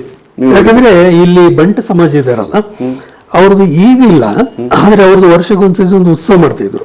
ನಮ್ಮ ತುಳು ಬಣ್ಸ್ ಅವ್ರಿಲ್ಲಿ ಸೆಟ್ಲ್ ಆದ್ಮೇಲೆ ನಮ್ಮ ಚೌಟಿ ಮಾರಿಯಮ್ಮ ದೇವಿಗೆ ಕುರಿ ಬಲಿ ಕೊಡ್ತಾ ಇದ್ರು. ಎಲ್ಲ ಊರೊಳಗೆಲ್ಲ ಮೆರವಣಿಗೆ ಹೋಗಿ. ಇದು ಎಷ್ಟನೇ ಸಲ ನೋಡಿದ್ದೀರಿ ನೀವು? ತುಂಬಾ ವರ್ಷ, ಸುಮಾರು 1870ರವರೆಗೆ ಇತ್ತು, 1970ರವರೆಗೆ ಇತ್ತು ಅಂತ. ಕುರಿ ಇನ್ನೂ ಜಾಸ್ತಿ 70ರವರೆಗೆ ನಾವು ನೋಡಿದೀವಿ. ಓಕೆ, ಹಾಗೆ ಅಲ್ಲ, ಈ ಗೌಳಿಗಳು ನಾನ್ ವೆಜಿಟೇರಿಯನ್ಸ್ ಅಂದ್ರೆ ಅವರು ಈಗ ಯಾವ ಟೆಂಪಲ್ ಅಲ್ಲಿ ಈ ನಾರ್ಮಲ್ ಭಟ್ರು ಬಂದಾಗ ಅದು ಹಣ್ಣು ಕಾಯಿ ಅರ್ಚನೆಗೆ ಸೀಮಿತ ಆಗ್ತದೆ. ಏನು ಈ ಬಲಿ ಇದು ಆಗುದಿಲ್ಲ, ಅದಕ್ಕೆ ಬ್ರಾಹ್ಮಣರಿಲ್ಲ ಇಲ್ಲ. ಹಾಗಾಗಿ ಗೌಳಿಗಳು ಎಲ್ಲ ಟೆಂಪಲ್ಗಳು ಪೂಜಾರರಾದ್ರು. ಮತ್ತೆ ಇವತ್ತು ಕೂಡ ಕರ್ಗ ಹೊರುವವರು ಅವರೇ. ಯಾವ ಟೆಂಪಲ್ ಅಲ್ಲಿ ಬ್ರಾಹ್ಮಿನ್ಸ್ ಪೂಜೆ ಮಾಡಲ್ವಾ? ಇಲ್ಲ, ಈ 4 ಗೋಡಿಯಲ್ಲಿ ಇಲ್ಲ. ಈಗ ಸಹ ಇಲ್ಲ, ಮೊದಲು ಇಲ್ಲ, ಈಗ ಸಹ ಇಲ್ಲ. ಮತ್ತೊಂದು ವಿಚಾರ ಏನ್ ಹೇಳೋದು ಅಂತ ಹೇಳಿದ್ರೆ, ಇದು ನಾನು ಕೇಳಬೇಕಿತ್ತು, ಈಗ ಬಲಿಗಳಾಗ್ತವ? ಆಗ್ತವೆ. ಅದೇ ಅಂದ್ರೆ ಈಗ ನಾನು ಬೆಳಿಗ್ಗೆ ಹೋಗ್ತೇನೆ ಕುಂದ್ರಮಟ್ಟೆಗೆಲ್ಲ, ಈಗ ನಮ್ಮ ಅಲ್ಲಿ ಎದುರಿಗೆ ಆಗಲ್ವಾ? ಅದು ಬ್ಯಾಕ್ ಸೈಡ್ ಇಟ್ಟಿದ್ದಾರೆ. ಮೊದಲು ದೇವಸ್ಥಾನದ ಎದುರಿತ್ತು, ಮೊದಲು ಬಲಿ ಪೀಠ ಅಂತ ಇತ್ತು. ಈಗ ದೇವಸ್ಥಾನ ಈಗಿನ ಟೈಪ್, ಈಗ ನಮ್ಮ ಸುನಿಲ್ ಸುಬ್ರಹ್ಮಣ್ಯ ಅವರ ನೇತೃತ್ವದಲ್ಲಿ ಕಮಿಟಿ ಎಲ್ಲ ಮಾಡಿ ಒಂದೊಂದು ರೀತಿ ಟಿ ಪಿ ರಮೇಶ್ ಮತ್ತೆ ಐತಪ್ಪ ಇವರೆಲ್ಲ ಸೇರಿ ಅವರು ಚೌತಿ ಮಾರಮ್ಮ ನೋಡ್ತಾ ಇರೋದಾ? ಚಂದ ದೇವಸ್ಥಾನ ಕಟ್ಟಿರೋದು. ಚಂದ ಇದೆ. ಮೊದಲು ಸಣ್ಣ ದೇವಸ್ಥಾನ ನಾನು ನೋಡಿದಾಗೆ, ಮಣ್ಣಿನ ಒಂದು ಸಣ್ಣ ನೆಲ, ಮಣ್ಣಿನ ಗೋಡೆ ನಾನು ನೋಡ್ತಾ ಇದ್ದಾಗೆ. ಮತ್ತೆ ಎಲ್ಲರೂ ನೋಡಿರ್ಬೋದು, ಹೆಚ್ಚಿನವರು ಅವರವರೆಲ್ಲ ಸಣ್ಣ ಹಂಚಿನ ಇದು. ಅದಕ್ಕಿಂತ ಅದನ್ನ ಸಹ ಕಟ್ಟಿದವರು ಕಾಮಾಕ್ಷಿ ದೇವಸ್ಥಾನದ ಪಾಪಯ್ಯನವರು ಅಂತ ಹೇಳ್ತಾರೆ ಪೂಜಾರಿ. ಅದೇ ಹಂಚೆಲ್ಲ ಅದಕ್ಕಿಂತ ಮೊದಲು ಇನ್ನೂ ಸಣ್ಣದಿರ್ಬೇಕು ಅಂದ್ರೆ ರಾಜರ ಕಾಲದಲ್ಲಿ. ಈ 4 ಈ ಕಂಚಿ ಕಾಮಾಕ್ಷಿ ಬಲಿ ಆಗ್ತದ? ಆಗುತ್ತೆ, ಅಲ್ಲಿ ಆಗ್ತದೆ. ಆಗುತ್ತಿತ್ತು, ಈಗ ನನಗೆ ಗೊತ್ತಿಲ್ಲ. ಅದು ನಾವು ಸಣ್ಣದಿದ್ದಾಗ ಅಲ್ಲಿ ಬಲಿ ಕೊಟ್ಟಿದ್ದೇವೆ. ಬಲಿ ಕೊಟ್ಟಿದ್ದೀವಿ. ಈ 4 ಶಕ್ತಿ ದೇವತೆಗಳು ಏನು ಗೌಳಿಗಳ ಕೈಯಲ್ಲಿದೆ. ಅಲ್ಲ, ಗೌಳಿಗರು ಪೂಜಾರಿಯರು, ಬೇರೆ ಬೇರೆ ಕಮಿಟಿಗಳಿವೆ. ಹಾಗೆ ಮತ್ತೆ ಒಂದೊಂದು ಏರಿಯಾಗಳ ದೇವರು, ಆ ಏರಿಯಾದವರು ಅಲ್ಲಿ ಹೋಗ್ತಾ ಇದ್ದಾರೆ. ಅದೊಂದು ವಿಚಾರ ಬಿಟ್ರೆ ನೆಕ್ಸ್ಟ್ ಇದಕ್ಕೆ ಬರೋಣ. ಹಾಗಾದ್ರೆ ಈ ಕರಾವಳಿ ಭಗವತಿಯಲ್ಲಿ ಈ ತರ ಬಲಿ ಗಿಲಿ ಇದೆಯಲ್ಲ? ಅಲ್ಲಿ ಬಲಿ ಇದೆ, ಆದ್ರೆ ನಾನು ನೋಡ್ಲಿಲ್ಲ. ಅಲ್ಲಿ ಅದು ಹಳೆ ದೇವಸ್ಥಾನ, ಅದು ತುಂಬಾ ಹಳೆ ದೇವಸ್ಥಾನ. ಅಲ್ಲಿ ಪೂಜೆ ಮಾಡೋರು ಭಟ್ರು ಇರ್ಬೇಕು. ಇವಾಗ ಭಟ್ರು ಇದ್ದಾರೆ, ಹಾಗಾಗಿ ಅಲ್ಲಿ ಅಷ್ಟು ನನಗೆ ಅಷ್ಟು ಮಾಹಿತಿ. ಅಲ್ಲಿ ಭಗವತಿ ಅನ್ನೋದ್ರಲ್ಲಿ ಕೇರಳದಿಂದ ಬಂದಿರೋದಾ? ಭಗವತಿ ಅಂದ್ರೆ ಈಗ ಕೇರಳ ತುಂಬಾ ಸಂಬಂಧ ಇದೆ, ತುಂಬಾ ಇದೆ. 2-3 ರೀತಿಯಲ್ಲಿ ಇದ್ದಿರ್ಬೋದು. ಒಂದನೇದು ಇಲ್ಲಿಯ ನಮ್ಮ ಯಾರು ಮೂಲ ನಿವಾಸಿಗಳು ಯಾರಿದ್ದಾರೆ, ಕೆಂಬಟ್ಟಿ, ಎರವ, ಈ ರೀತಿ ಕುರುಬ, ಇವರೆಲ್ಲ ಇದ್ದಾರೆ. ಅವರೆಲ್ಲ ದೇವಿ ಆರಾಧಕರು. ಬೇರೆ ಬೇರೆ ಹೆಸರಲ್ಲಿ ಭಗವತಿ, ಚಾಮುಂಡಿ ಎಲ್ಲ ಅವರು ಪೂಜೆ ಮಾಡ್ತಾ ಇದ್ದಂತ. ಅವರು ಈಗಲೂ ಅದೇ ದೇವಿನೇ ಪೂಜೆ ಮಾಡೋರು. ಅವರು ಒಂದು ಇದಿರ್ಬೋದು. ಆಮೇಲೆ ದೊಡ್ಡ ವೀರರಾಜೇಂದ್ರನಿಗೊಂದು ಇಲ್ಲಿ ಗುರುಗಳು ಹೇಳಿದ ಪ್ರಕಾರ ಅವನು 108 ಭಗವತಿ ದೇವಸ್ಥಾನ, 108 ಶಾಸ್ತಾವು ದೇವಸ್ಥಾನ ಇಲ್ಲಿ ಕೊಡಗಿನಲ್ಲಿ ಅವನು ನಿರ್ಮಾಣ ಮಾಡಿದ ಅಂತ ರೆಕಾರ್ಡ್ ಇದೆ. ತುಂಬಾ ಗ್ರಾಮದಲ್ಲಿ ಭಗವತಿ ಶಾಸ್ತ್ರ ಅದೆಲ್ಲ ದೊಡ್ಡ ವೀರರಾಜೇಂದ್ರ ಮಾಡಿದ. ಅಂದ್ರೆ ಒಂದು ನಿರ್ಮಾಣ ಮಾಡಿರ್ಬೋದು, ಇಲ್ಲ ಜೀರ್ಣೋದ್ಧಾರ ಮಾಡಿರ್ಬೋದು. ನಿರ್ಮಾಣ ಮಾಡ್ಲಿಕ್ಕೆ ಅವನಿಗೇನೋ ಅವನು ಮಾಡಿದ ಕೆಲವು ಇದಕ್ಕಾಗಿ ಪ್ರಾಯಶ್ಚಿತ್ತವಾಗಿ ಮತ್ತೆ ಅವನ ರಾಜ್ಯದ ರಕ್ಷಣೆಗಾಗಿ 108 ಮಾಡ್ಬೇಕಂತ ಅವನಿಗೆ ಜ್ಯೋತಿಷಿಗಳು ಹೇಳಿದ್ರು. ಆತರ ಮಾಡಿದಂತ ರೆಕಾರ್ಡ್ಸ್ ಕೃಷ್ಣಯ್ಯನವ್ರು ಮಾಡಿದ್ದಾರೆ. ಹಾಗಾಗಿ ಅದರಲ್ಲಿ ಅನೇಕ ದೇವಸ್ಥಾನಗಳಾಗಿರ್ಬೋದು. ಭಗವತಿ ದೇವಸ್ಥಾನ, ಶಾಸ್ತಾವ್ ದೇವಸ್ಥಾನ, ಶಿವ ಟೆಂಪಲ್ಸ್ ಎಲ್ಲ. ಆಮೇಲೆ ತಮಿಳಿಯನ್ಸ್ ನೀವು ಹೇಳಿದ್ರಲ್ಲ, ಅದು ಅವರು ಅಲ್ಲಿವರೆಗೆ ಇತ್ತು ಅಂತೇಳಿ ತಮಿಳಿಯನ್ಸ್ ಬಂದಿರ್ಬೋದು. ಚೋಳರದು ಆಡಳಿತ ಇತ್ತು. ಆಮೇಲೆ ಗಂಗರಸರ ಆಡಳಿತ ಇದ್ದಕ್ಕೂ ರೆಕಾರ್ಡ್ಸ್ ಇದೆ. ಯಾಕಂದ್ರೆ ಈಗ ನಾವು ಮ್ಯೂಸಿಯಂಗೆ ಹೋದ್ರೆ ನಿಮಗೆ ಸಿಗೋದೆಲ್ಲ ಬರೀ ಜೈನ ತೀರ್ಥಂಕರ ಮೂರ್ತಿಗಳೇ. ಅಲ್ಲಿ ನೋಡಿ ಒಂದು ಮುಕ್ಕಾಲ್ವಾಸಿ ಅದೇ ಇರುವುದಲ್ಲಿ. ಅಂದ್ರೆ ಅದೆಲ್ಲ ಗಂಗರಸರದು, ಕೊಂಗಾಳವರದು, ಅವರೆಲ್ಲ ಜೈನರು. ಒಂದು ಟೈಮ್ ಅಲ್ಲಿ ನೋಡಿ, ಅದು ಬಹಳ ಇಂಟ್ರೆಸ್ಟಿಂಗ್. ಯಾಕಂದ್ರೆ ತುಂಬಾ ಆಳವಾದ ಇತಿಹಾಸಕ್ಕೆ ಹೋದ್ರೆ ಇದು ಹಿಂದೂ ಮುಗಿಯದೇ. ಇದು ಅಂದ್ರೆ ಕೆಲವು ರಾಜ್ಯಗಳು ಹಿಂದೂಗಳಾಗಿದ್ರು, ಆಮೇಲೆ ಜೈನರಾಗಿದ್ರು, ಕೆಲವು ಕಡೆ ಹಿಂದೂ ಬುದ್ಧಿಸಮ್, ಆ ಕಡೆ ಕನ್ವರ್ಷನ್ ಸಾಮಾನ್. ಕರ್ನಾಟಕದಲ್ಲಿ ಏನು ಗೌಡ್ರು ಮತ್ತೆ ಜೈನರು ಆ ಕಡೆ ಆಗೋದು ಕೂಡ ಹೌದು. ಜೈನ ಅಂದ್ರೆ ಅದೇನು ಹಿಂದೂ ಧರ್ಮದಿಂದ ಬೇರೆ ಏನಂತ ಏನಲ್ಲ, ಹಿಂದೂ ಧರ್ಮದೇ ಒಂದು ಶಾಖೆ. ತುಂಬಾ ಕಡೆ ಬರೀತಾರೆ ನೋಡಿ, ಯಾರು ವೆಜಿಟೇರಿಯನ್ ಆಗಿ ಶರಾಬು ಮತ್ತೆ ಬೇರೆ ಎಲ್ಲದೂ ದೂರ ಇದ್ದಾಗ ಜೈನ್ ಆಗ್ತಾರೆ. ನೆಕ್ಸ್ಟ್ ಹುಟ್ಟಿದ ಮಕ್ಕಳು ಸ್ವಲ್ಪ ನಾನ್ ವೆಜ್ ಮತ್ತೆ ಇದು ಈ ತರದ್ದು ಸಂಪ್ರದಾಯ ಬಂದ ಹಾಗೆ ಪುನಃ ನಮ್ಮ ಶೈವಕ್ಕೆ ಆಗಿರ್ತದೆ. ಅಂದ್ರೆ ಜೈನ ಅಂದ್ರೆ ಅದೊಂದು ಸಂಪ್ರದಾಯ. ಈಗ ನಮ್ಮಲ್ಲಿ ಹಿಂದೂ ಸಂಪ್ರದಾಯದಲ್ಲಿ ಒಂದೇ ದೇವರು, ಒಂದೇ ಮಾರ್ಗ ಮೋಕ್ಷಕ್ಕೆ ಅಂತ ಇಲ್ಲ. ಹಾಗಾಗಿ ಜೈನ ಒಂದು ದಾರಿ, ಅದು ಹಿಂದೂ ಧರ್ಮದ ಒಂದು ಹೆಗ್ಗಳಿಕೆ. ಶೈವ, ನಮ್ಮ ದೇವಿದು ಶಾಕ್ತ, ಇದು ಗಾಣಪತ್ಯ, ಇದೆಲ್ಲ ಬೇರೆ ಬೇರೆ ನಮ್ಮ ಸಾಕ್ಷಾತ್ಕಾರಕ್ಕೆ ಅದೊಂದು ದಾರಿ ಅಷ್ಟೇ. ಅದನ್ನು ಅನುಸರಿಸುವವರು ಜೈನರು ಅಷ್ಟೇ. ಅದು ಹಿಂದೂಗಳ ಅವರು ಬೇರೆ ಅಂತ ಏನಿಲ್ಲ. ಸರಿ, ಈ 4 ಶಕ್ತಿ ದೇವತೆಗಳ ವಿಚಾರ ಆಯ್ತು. ಇದಾದ್ಮೇಲೆ ಇದು ಈ ಕರಗಗಳು, ಕರಗ ಯಾವಾಗ ಸ್ಟಾರ್ಟ್ ಆಯ್ತು? ದಸರಾ ಅಂತ, ಈ ದಸರಾ ಈಗ ಅದಕ್ಕೆ ವಿಜಯದಶಮಿ, ಇದರ ಇತಿಹಾಸ ಏನು? ಯಾರು ಸ್ಟಾರ್ಟ್ ಮಾಡಿದ್ರು? ಅಂದ್ರೆ ಈ ಕರಗ ವಿಜಯದಶಮಿ ಮೊದಲಿಂದ ಇದ್ದಿರ್ಬೇಕು ಈಗ ರಾಜರ ಕಾಲದಲ್ಲಿ. ಯಾಕಂದ್ರೆ ಕೃಷ್ಣಯ್ಯನವರು ರೆಕಾರ್ಡ್ ಮಾಡ್ತಾರೆ, ನಮ್ಮ ದೊಡ್ಡ ವೀರರಾಜ ಕೋಟೆಯಿಂದ ಬನ್ನಿ ಮಂಟಪದವರೆಗೆ ಮೆರವಣಿಗೆಯಲ್ಲಿ ಹೋಗ್ತಾ ಇದ್ದ ವಿಜಯದಶಮಿ ದಿವಸ ಅಂತ ರೆಕಾರ್ಡ್ ಮಾಡಿದ್ದಾರೆ. ಅಂದ್ರೆ ಅದು ಅವರು ತಿಳಿದೇ ಮಾಡಿರ್ತಾರೆ. ಆನೆಯಲ್ಲಿ ಅವನ ಕುದುರೆ ಮೇಲೆ, ಆನೆ ಮೇಲೆ ಈ ರೀತಿ ಸೈನಿಕರ ಸಮೇತ ಹೋಗಿ ಬನ್ನಿ ರಿಪಬ್ಲಿಕ್ ಡೇ ಅಲ್ಲಿ ಮಾರ್ಚ್ ಮಾರ್ಚ್ ಮಾಡಿ ಬರ್ತಿದ್ದ ಅಂತ ಒಂದು ಇತಿಹಾಸ ಇದೆ. ರಾಜಮಾರ್ಗ ಅಂದ್ರೆ ಮಾದೇವಪೇಟೆ, ಕೋಟೆಯಿಂದ ಮಾದೇವಪೇಟೆ ಮತ್ತೆ ಅಲ್ಲಿ ಬನ್ನಿ ಮಂಟಪದವರೆಗೂ ಹೋಗಿ ವಾಪಸ್ ಮಾರುದು ಅಂತ. ಆ ರೀತಿ ಇದೆ ದೊಡ್ಡ ವೀರ ರಾಜೇಂದ್ರನ ಕಾಲದಲ್ಲಿ ನಡೀತೈತೆ ಅದು. ಆಮೇಲೆ ಈ ಚಿಕ್ಕ ವೀರ ರಾಜೇಂದ್ರನ ಕಾಲದಲ್ಲಿ ಒಂದು ಕತೆ ಬರ್ತದೆ. ಈ ಚಿಕ್ಕ ವೀರರಾಜ ಅಂತ ಹೇಳಿದ್ರೆ ಸ್ವಲ್ಪ ಹಿಂಸಾ ಪ್ರವೃತ್ತಿಯನ್ನು. ಹಾಗಾಗಿ ಅವನೇನ್ ಮಾಡ್ತಾನೆ ಅಂದ್ರೆ ಈ ರಾಜವಂಶಸ್ಥರು ಯಾರೆಲ್ಲ ಇದ್ದಾರೆ ಅವರೆಲ್ಲರನ್ನು ಕೊಲೆ ಮಾಡಿಸಿದ್ದಾನೆ. ಸುಮಾರು 40-50 ಜನರನ್ನು ಕೊಲೆ ಮಾಡಿಸಿದ್ದಾನೆ ಅಂತೇಳಿ ರೆಕಾರ್ಡ್ಸ್ ಇದೆ. ಹಾಗಾಗಿ ಅವನ ತಂಗಿ ಇದ್ದಳು ದೇವಮ್ಮಾಜಿ ಅಂತ, ಅವರ ಗಂಡ ಚನ್ನಬಸಪ್ಪ ಅಂತ. ಆದ್ರೆ ಅವನು ಮೂಲ ಕೊಡವೇನೆ ಅವನು. ಆದ್ರೆ ಇಲ್ಲಿ ಹೇಗೆ ಪದ್ಧತಿ ಅಂದ್ರೆ ರಾಜರಿಗೆ ಏನಾದ್ರು ಮದುವೆ ಮಾಡಿ ಕೊಡ್ಬೇಕಾದ್ರೆ ಕೊಡೋರಿಗೆ ಅವರಿಗೆ ಲಿಂಗಧಾರಣೆ ಮಾಡಿ ಅವನಿಗೆ ಒಂದು ಲಿಂಗ ಈ ತರ ಹೆಸರಿಟ್ಟು ಅವನಿಗೆ ಆ ರೀತಿ ಇವರು ಚನ್ನಬಸಪ್ಪ ಅಂತ ಹೇಳೋರಿಗೆ ಲಿಂಗರಾಜ ಅವರ ಮಗಳನ್ನ ಮದುವೆ ಮಾಡಿ ಕೊಟ್ಟಿರ್ತಾನೆ, ದೇವಮ್ಮಾಜಿಯನ್ನು. ಅವಳು ನಮ್ಮ ಚಿಕ್ಕ ವೀರ ರಾಜೇಂದ್ರನ ತಂಗಿ. ಆದ್ರೆ ಚಿಕ್ಕ ವೀರ ರಾಜೇಂದ್ರ ಒಂದು ಸ್ವಲ್ಪ ಹಿಂಸಾ ಪ್ರವೃತ್ತಿ ಅಂತ ಇತ್ತಲ್ಲ, ಹಾಗಾಗಿ ಕೊಡಗಿನಲ್ಲಿ ಜನರಿಗೆ ಅಸಮಾಧಾನ ಆಗಿ ಇಲ್ಲಿ ಒಂದು ಸ್ವಲ್ಪ ದಂಗೆ ಹೇಳುವ ವಾತಾವರಣ ಇತ್ತು ಅಂತ. ಆಗ ಅವ್ರಿಗೆ ಯಾರೆಲ್ಲ ನಾಯಕರು ಬೇಕಲ್ಲ, ಹಾಗೆ ನಮ್ಮ ಚನ್ನಬಸಪ್ಪ ದೇವಮ್ಮಾಜಿ ಹಸ್ಬೆಂಡ್ ಮಾಡೋಣ ಅಂತ ಒಂದು ಯೋಜನೆ ಇತ್ತು. ಅದಕ್ಕಾಗಿ ಕೆಲವೊಂದು ಫ್ಯಾಮಿಲಿಗಳ ಹೆಸರೆಲ್ಲ ಹೇಳ್ತಾರೆ. ಮಂಡ್ಯದ ಫ್ಯಾಮಿಲಿಯವರು, ಚೇಂದ್ರಿಮಾಡ, ಅಚ್ಚೆ, ಇವರು ಎಲ್ಲ ಸೇರಿ ಅದು ಮಾಡ್ತಾ ಇದ್ರು ಅಂತ. ಆ ರೀತಿ ಇಲ್ಲಿ ಎಲ್ಲ ದುರಾಡಳಿತ ತಡೆಯೋರಿಗೆ, ಅದಕ್ಕಾಗಿ ಏನಾದ್ರು ಒಂದು ಮಾಡ್ಬೇಕಂತ. ಅವನು ಗಟ್ಟಿಮುಟ್ಟಿನ ಆಳು, ಮತ್ತೆ ಅವನು ತಿಳಿದವನು, ಮತ್ತೆ ಮೂಲವಾಗಿ ಅವನು ಕೊಡವನೇ, ಆಮೇಲೆ ಅವನು ಲಿಂಗಾಯತ ಆಗಿರೋದು. ಹಾಗಾಗಿ ಅವನ್ನ ಒಂದು ಮಾಡ್ಬೇಕಂತ ಯೋಜನೆ ಇತ್ತು ಅಂತ. ಅದು ರಾಜನಿಗೆ, ಚಿಕ್ಕ ರಾಜೇಂದ್ರನಿಗೆ ಗೊತ್ತಾಗಿ ಇವನ್ನ ಕೊಲೆ ಮಾಡೋ ಯೋಚನೆ ಇತ್ತು ಅಂತ. ಅದಕ್ಕಾಗಿ ಅವನು ತಪ್ಪಿಸ್ಕೊಳ್ಬೇಕಲ್ಲ, ಅದಕ್ಕಾಗಿ ಅವ್ರು ಆರಿಸಿಕೊಂಡಿದಂದ್ರೆ ನವರಾತ್ರಿ ದಿವಸ. ಈ ನವರಾತ್ರಿಯಲ್ಲಿ ಏನಂದ್ರೆ ಯಾರ್ಯಾರು ಸೈನಿಕರಿದ್ದಾರೆ, ಈ ಕುದುರೆ ಸವಾರರು ಮತ್ತೆ ಕಾಲಾಳುಗಳು, ಅವರೆಲ್ಲ ಕೋಟೆಗೆ ಬರ್ತಾ ಇದ್ರು. ಆಗ ಅಲ್ಲೆಲ್ಲ ಪಹಾರ ಎಲ್ಲ ಕಡಿಮೆ ಆಗ್ತಿತ್ತು. ಸೊ ಚನ್ನಬಸಪ್ಪ ಆ ಟೈಮಲ್ಲಿ ಊರು ಬಿಟ್ಟಿರೋದು. ಇಲ್ಲಿಂದ ಇಲ್ಲಿ ನಮ್ಮ ಮೈಸೂರು ಇಲ್ಲಿಂದ ಅಪ್ಪಂಗಳದಲ್ಲಿ ಇರ್ತಿದ್ದು.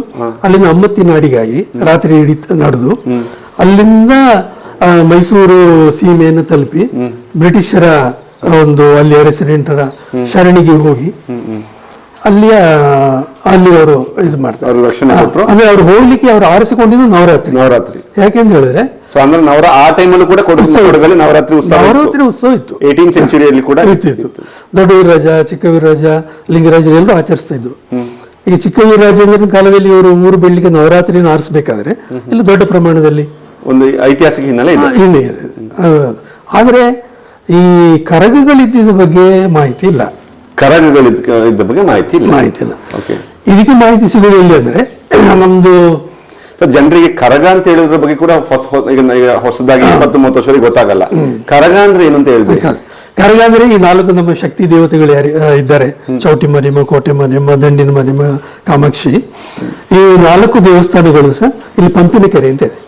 ನಮ್ಮ ಮಹಾದೇವಪೇಟೆ ಎಂಡದು ಅಬ್ದುಲ್ ಕಲಾಂ ಲೇಔಟ್ ಪಕ್ಕನ ನಮ್ಮ ಗದ್ದಿಗೆ ಹೋಗುವ ಈ ಕಡೆ ಅಲ್ಲಿ ಮೇಲೆ ಈಗ ಅಲ್ಲಿ ಒಂದು ಸ್ವಲ್ಪ ಶೆಲ್ಟರ್ ಎಲ್ಲ ಮಾಡಿದಾರೆ. ಪಂಪಿನಕೆರೆ ಯಾಕೆಂದ್ರೆ ನಮ್ಮ ಕೊಡಗಿಗೆ ಜಲಮೂಲ, ಅದು ಶುದ್ಧ ಜಲ. ಮತ್ತೆ ಇಲ್ಲಿ ನೀರು ಆ ಕಡೆ ನಗರ ಬೆಳಿಲಿಕ್ಕೆ ಮೊದಲು ಪಂಪಿನಕೆರೆ ನೀರು ಮಡಿಕೇರಿಗೆ ಸಾಕ್ತಿತ್ತು. ಒಂದು ಸಣ್ಣ ಊರಲ್ಲ. ನಿಮ್ಮ ಟೈಮಲ್ಲಿ ನೀರು ಹೆಂಗೆ ಬರ್ತಿತ್ತು? ಪೈಪಲ್ಲಿ ಬರ್ತಿತ್ತ ಅಥವಾ ಬೋರ್ವೆಲ್? ನಾನು ಸಣ್ಣದಿರುವಾಗ ಪೈಪ್ ಇತ್ತು. ನಾವು ಪೆನ್ಷನ್ ಇಲ್ಲಿದ್ದು. ಇಲ್ಲಿ ಪಂಪಿನಕೆರೆ ಪೈಪ್ ಇತ್ತ? ಇಲ್ಲ, ಅವರು ಎಲ್ಲಿಂದ ಮಾಡ್ತಿದ್ರು ನನಗೆ ಅಷ್ಟು ಜ್ಞಾನ ಗೊತ್ತಿಲ್ಲ. ಆದ್ರೆ ಪೈಪಲ್ಲಿ ಬರ್ತಿತ್ತು. ನಮ್ಮಮ್ಮ ನಾವೆಲ್ಲ ಪೈಪಲ್ಲಿ ನೀರು ಹಿಡಿತಿದ್ವಿ. ಈಗ ಪಂಪಿನಕೆರೆ ಹೇಗಿದೆ? ಸ್ವಚ್ಛತೆ ಬಗ್ಗೆ ಅಷ್ಟು ಹೇಳಲಿಕ್ಕೆ ಬರುದಿಲ್ಲ. ಸ್ವಚ್ಛ ನೀರು ಹಾಗೆಲ್ಲ ಈಗ ಅಷ್ಟು ಹೇಳಲಿಕ್ಕೆ ಜನಸಂಖ್ಯೆ ಜಾಸ್ತಿ ಆಗಿ. ಆದ್ರೆ ಮೊದಲ ಕಾಲದಲ್ಲಿ ಸ್ವಚ್ಛ ಜಲ. ಹಾಗಾಗಿ ಇದು 4 ದೇವಸ್ಥಾನದ ಕಾರ್ಯದವರು ಅಲ್ಲಿ ಹೋಗಿ ಅಲ್ಲಿ ಕಳಶ ತಲೆ ಮೇಲೆ ಒಂದು ಬಿಂದಿಗೆ ಒಳಗೆ ಮರಳು, ಅದು ಬ್ಯಾಲೆನ್ಸಿಗೆ ಅಂತ ಸ್ವಲ್ಪ ಮರಳು, ಮತ್ತೆ ತೆಂಗಿನಕಾಯಿ, ಎಲೆ, ಅಡಿಕೆ, ಮತ್ತೆ ದೇವಿಗೆ ಸಂಬಂಧಪಟ್ಟ ಬಳೆ, ಈ ರೀತಿ ಕುಂಕುಮ, ಎಲೆ, ಅಡಿಕೆ ಇದೆಲ್ಲ ಇಟ್ಟು ಕಳಶ ಇಟ್ಟು ಅದರ ಮೇಲೆ ಬಿದಿರಿನಿಂದ ಒಂದು ಇದು ಮಾಡೋದು. ಅದಕ್ಕೆ ಹೂವಿನ ಅಲಂಕಾರ. ಅದನ್ನು ತಲೆ ಮೇಲೆ ಗೌಡ ಸಮಾಜದವರು ಇಟ್ಕೊಂಡು ಹೊರದು, ಅದು ಕರಗ. ದೇವಸ್ಥಾನ ದೇವಿಯ ವಿಗ್ರಹ ಅಥವಾ ಇದ್ಯಾವುದು ದೇವಿಯ ಒಂದು ವಿಗ್ರಹ ತಗೊಂಡು ಬರ್ತೀವಿ. ಅದು ಸಿಲ್ವರ್ ಅಲ್ಲ, ಬೆಳ್ಳಿ ಎಲ್ಲ ದೇವಸ್ಥಾನ ಕರಗದಲ್ಲಿ ಇರ್ತದೆ. ಅಂದ್ರೆ ಒರಿಜಿನಲ್ ಮೂರ್ತಿಗಳು ಒಳಗೆ ಇರ್ತದೆ. ಅದು ಪ್ರಾಣ ಪ್ರತಿಷ್ಠಾಪನೆ ಆ ತರಹದ ಮೂರ್ತಿ. ಇದು ಉತ್ಸವ ಮೂರ್ತಿ. ಈ ಕರಗಗಳು ಪಂಪಿನಕೆರೆಯಿಂದ ಹೊರಡ್ತವೆ. ಅಲ್ಲಿ ಹೊರಡ್ತವೆ. ಅಲ್ಲಿಂದ ಹೊರಟು ನಮ್ಮ ರಾಮ ಮಂದಿರ, ಪೇಟೆ ರಾಮ ಮಂದಿರ ಈ ದಸರಕ್ಕೆ ಬಹಳ ಒಂದು ಕೇಂದ್ರ ಅಂತ ಹೇಳ್ಬೋದು. ಯಾಕೆಂದ್ರೆ ಪೇಟೆ ರಾಮ ಮಂದಿರ, ಈಗ ಅವರ ವಂಶಸ್ಥರಿದ್ದಾರೆ. ಆ ಪೇಟೆ ರಾಮ ಮಂದಿರವನ್ನು ಜೀರ್ಣೋದ್ಧಾರ ಆಗಿದೆ ಅಂದ್ರೆ 1895 ಅಂತ ರೆಕಾರ್ಡ್. ಹಾಗೆ ತುಂಬಾ ಹಳೆದು ಇರ್ಲಿಕ್ಕಿಲ್ಲ ಅದು. ಅಂದ್ರೆ ಇಲ್ಲಿ ಬಂದಂತ ಮೊದಲಿಯಾರ್ಗಳು, ಆಮೇಲೆ ಪಿಳ್ಳೆ ಅಂದ್ರೆ ಮಲಯಾಳಿ ಸ್ಪೀಕಿಂಗ್, ತಮಿಳ್ ಸ್ಪೀಕಿಂಗ್, ಮತ್ತೆ ತೆಲುಗು ನಾಯ್ಡು ಅವರೆಲ್ಲ ತೆಲುಗು. ಅವ್ರಿಗೆ ಅಪ್ಪಸ್ವಾಮಿ ನಾಯ್ಡು ಅಂತ ಇದ್ರು ಇಲ್ಲಿ. ಅಪ್ಪಸ್ವಾಮಿ ನಾಯ್ಡು ಅವರಂದ್ರೆ ಕೊಡಗಿನಲ್ಲಿ ಒಂದು ಲಿಕ್ಕರ್ ಕಿಂಗ್. ಇದು ಇಂಗ್ಲಿಷ್ ಲಿಕ್ಕರ್ ಕಿಂಗ್ ಮೊದಲ ಕಳ್ಳಪಟ್ಟಿ ಟೈಮ್ ಅಲ್ಲ, ಯಾವ ಟೈಮ್ ಅಲ್ಲ, ಅದು ಬ್ರಿಟಿಷರ ಕಾಲದಲ್ಲಿ ಇದ್ದಿರ್ಬೇಕು. British liquor king Appaswamy Naidu. ಅವ್ರ ಫ್ಯಾಮಿಲಿ ಯಾರಿದ್ದಾರೆ ಈಗ? ನಮ್ಮ ಯತರಾಜ್ ನಾಯ್ಡು ಅವ್ರ ಮಕ್ಕಳು ಗಜರಾಜು ಮೇಕೇರಿ. ಒಂದು ಪೇಷಂಟ್ ಇದ್ದಾರೆ ಹೇಳ್ತಾರೆ ಇಲ್ಲಿ ಒಂದು ಇದೆಯಲ್ಲ, ಅದು ಯಾವ್ದೋ ಒಂದು ವೈನ್ಸ್, ಅದು ಕದಂಬ ವೈನ್ಸ್ ಅಲ್ಲ, ನಾಯ್ಡು, ಬಾಬು ನಾಯ್ಡು. ಎಸ್, ಗೊತ್ತು ನಂಗೆ. ಅವರೆಲ್ಲ ಇಲ್ಲಿ ಗೊತ್ತಾ, ಕಾವೇರಿ ಹಾಲ್ದು ಸೀದಾ ಈ ಕಡೆ ರೋಡಿನ ಈ ಕಡೆ ಸರಿ, ಅದೇ ಅಲ್ಲ ಅವರು ಅವರ ಅಜ್ಜನ ಕಾಲದಿಂದ ಅದೇ ಅವ್ರದ್ದು. ಓಕೆ. ಸೊ ಅವ್ರ ಅಜ್ಜ ಆಗಿನ ಕಾಲದಲ್ಲಿ ಲಿಕ್ಕರ್ ಕಿಂಗ್ ಅಂದ್ರೆ ಇಡೀ ಕೊಡಗಿನಲ್ಲಿ ಲಿಕ್ಕರ್ ಇದರದೆಲ್ಲ ಅವರಿಗೆ ಪರವಾನಗಿ ಇತ್ತಂತ. ಹಾಗಾಗಿ ಅವ್ರದ್ದು ಮಾತು ಮತ್ತೆ ಅವ್ರ ಹಣ ಎಲ್ಲ ಇತ್ತು. ಹಾಗಾಗಿ ಅವರು ರಾಮ ಮಂದಿರವನ್ನ ಒಂದು ಜೀರ್ಣೋದ್ಧಾರ ಮಾಡಿದ್ರಂತ 1895.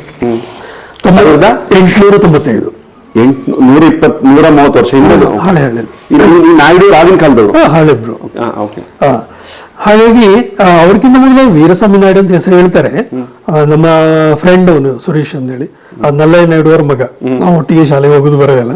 ಅವನು ಹೇಳಿದ ಪ್ರಕಾರ ಅವರ ಮೊದಲು ವೀರಸ್ವಾಮಿ ನಾಯ್ಡು ಅಂತ ಇದ್ರು, ಅವ್ರು ಬಂದಿದ್ದು, ಅವ್ರ ಮಗ ಅಪ್ಪಯ್ಯ ಸ್ವಾಮಿ ನಾಯ್ಡು ಅಂತ ಅವ್ರು ಹೇಳಿದ್ದು ನಮ್ಮ ಫ್ರೆಂಡ್. ಹಾಗಾಗಿ ಅವರ ಮಾತಿಲ್ಲಿ ನಡೀತಿತ್ತು. ಈ ಅಪ್ಪಸ್ವಾಮಿ ನಾಯ್ಡು ಅವ್ರಿಗೆ ಏನಾಯ್ತು ಅಂದ್ರೆ, ಆಗ ಮಡಿಕೇರಿಯಲ್ಲಿ ತುಂಬಾ ಸಾಂಕ್ರಾಮಿಕ ರೋಗ, ತುಂಬಾ ಈ ಸಿಡುಬು ಸ್ಮಾಲ್ ಪಾಕ್ಸ್ ಸುಮಾರು 1895 ಅಥವಾ 900 ಆ ತರ ಇರಬೇಕು ಸಾಧಾರಣ. ತುಂಬಾ ಅವರಿಗೆ ಇಲ್ಲಿ ಕಾಯಿಲೆಗಳಾಗಿ ಜನ ಸಾಯ್ತಿದ್ರು. ಅದಕ್ಕಾಗಿ ಅವರು ವೆಲ್ಲೂರಿಗೆ ಹೋದ್ರು ಅಂತ. ಈಗ ನಮ್ಮ ಕೊಡಗಿನ ರಾಜರಾದರೆ ತಮಿಳ್ನಾಡಿಗೆ ಹೋಗೋ ಪರಿಸ್ಥಿತಿ ಇಲ್ಲ. ವೆಲ್ಲೂರಿನ ಜ್ಯೋತಿಷ್ಯ ಹೋಗ್ಬೇಕಾದ್ರೆ ಅವರೇ ನಮ್ಮವ್ರು ಏನಿದ್ರು ಸಹ ನೀಲೇಶ್ವರ ತಂತ್ರಿಗಳಿಗೆ ನಮ್ಮ ಕೊಡಗಿನ ಒಂದು ಅಧಿಕಾರ ಅಂತ. ಇವರಲ್ಲಿ ತಮಿಳ್ನಾಡಿಗೆ ಹೋಗಿ ವೆಲ್ಲೂರಲ್ಲಿ ಕೇಳ್ಬೇಕಾದ್ರೆ ಬಹುಶಃ ಅವರೇ ಅದಕ್ಕೆ ಇನಿಷಿಯೇಟಿವ್ ಇರಬೇಕು. ಅವರು ಹೇಳಿದ್ರಂತೆ, ಅಲ್ಲಿ ನಿಮ್ಮಲ್ಲಿ 4 ದೇವಸ್ಥಾನ ಇದೆ, ದೇವಿ ದೇವಸ್ಥಾನ, 4 ದೇವಸ್ಥಾನಕ್ಕೂ ಕರಗ ಮಾಡಿ ನೀವು ನಗರದಲ್ಲಿ ಪ್ರದಕ್ಷಿಣೆ ಮಾಡಿದ್ರೆ ದೇವಿ ಅದನ್ನೆಲ್ಲ ಪರಿಹಾರ ಮಾಡ್ತಾಳೆ ಅಂತ ಹೇಳಿ ಅವ್ರು ಹೇಳಿದ್ರಂತ. ಅಲ್ಲಿ ಜ್ಯೋತಿಷಿಗಳು ಇದೆಲ್ಲ ಕಡಿಮೆ ಆಗುತ್ತೆ ಅಂತ. ಮತ್ತೆ ಅವರು ಬಂದು ಇಲ್ಲಿ ಎಲ್ಲ ದೇವಸ್ಥಾನಗಳಲ್ಲಿ ಮಾತಾಡಿಸಿ ಅವರು ಕರಗ ಹೊರಡಿಸಿದ್ರು ಅಂತ ಕತೆ. ಅಂದ್ರೆ 895 ನಂತರ ಕರಗ ಇದ್ದಿರ್ಬೇಕು. ಕರಗ ಅಂದ್ರೆ ಅದು ವಿಜಯದಶಮಿ ಟೈಮಲ್ಲಿ ಆಗ್ತಿತ್ತಲ್ಲ ಮೊದಲೇ. ಆದ್ರೆ ಈ ನವರಾತ್ರಿ ದಿವಸ, ನವರಾತ್ರಿ ಟೈಮ್ ಸಂಚಾರ, ಕೊನೆಯ ದಿವಸ ವಿಜಯದಶಮಿ ದಿವಸ ಬನ್ನಿ ಕಡಿಯೋದು ಅಂತ. ಅದು ಈಗಲೂ ಸಹ ಎಲ್ಲ ಕರಗಗಳು ಸಹ ಪಂಪಿನಕೆರೆಯಿಂದ ಬಂದು ಫಸ್ಟ್ ರಾಮ ಮಂದಿರಕ್ಕೆ ಬರೋದು. ಅದು ಹಿನ್ನೆಲೆ. ಎಲ್ಲಾ ಕರಗಳು ಪಂಪಿನಕೆರೆಯಿಂದ ಪೇಟೆ ರಾಮ ಮಂದಿರಕ್ಕೆ ಬಂದು ಅಲ್ಲಿಂದಲೇ ಅವರವರ ದೇವಸ್ಥಾನಕ್ಕೆ ಹೋಗೋದು. ಪೇಟೆ ರಾಮ ಮಂದಿರಕ್ಕೆ ರೆಸ್ಪೆಕ್ಟ್ ಈ ಕರಗಳು ಕೊಡ್ತಾ ಇದ್ದ ಅಂತ ಹೇಳಿದ್ರೆ, ಈ ಕರಗ ಶುರು ಆಗ್ಲಿಕ್ಕೆ ಪೇಟೆ ರಾಮ ಮಂದಿರ ರೋಲ್ ಇದೆ ಅಂತ.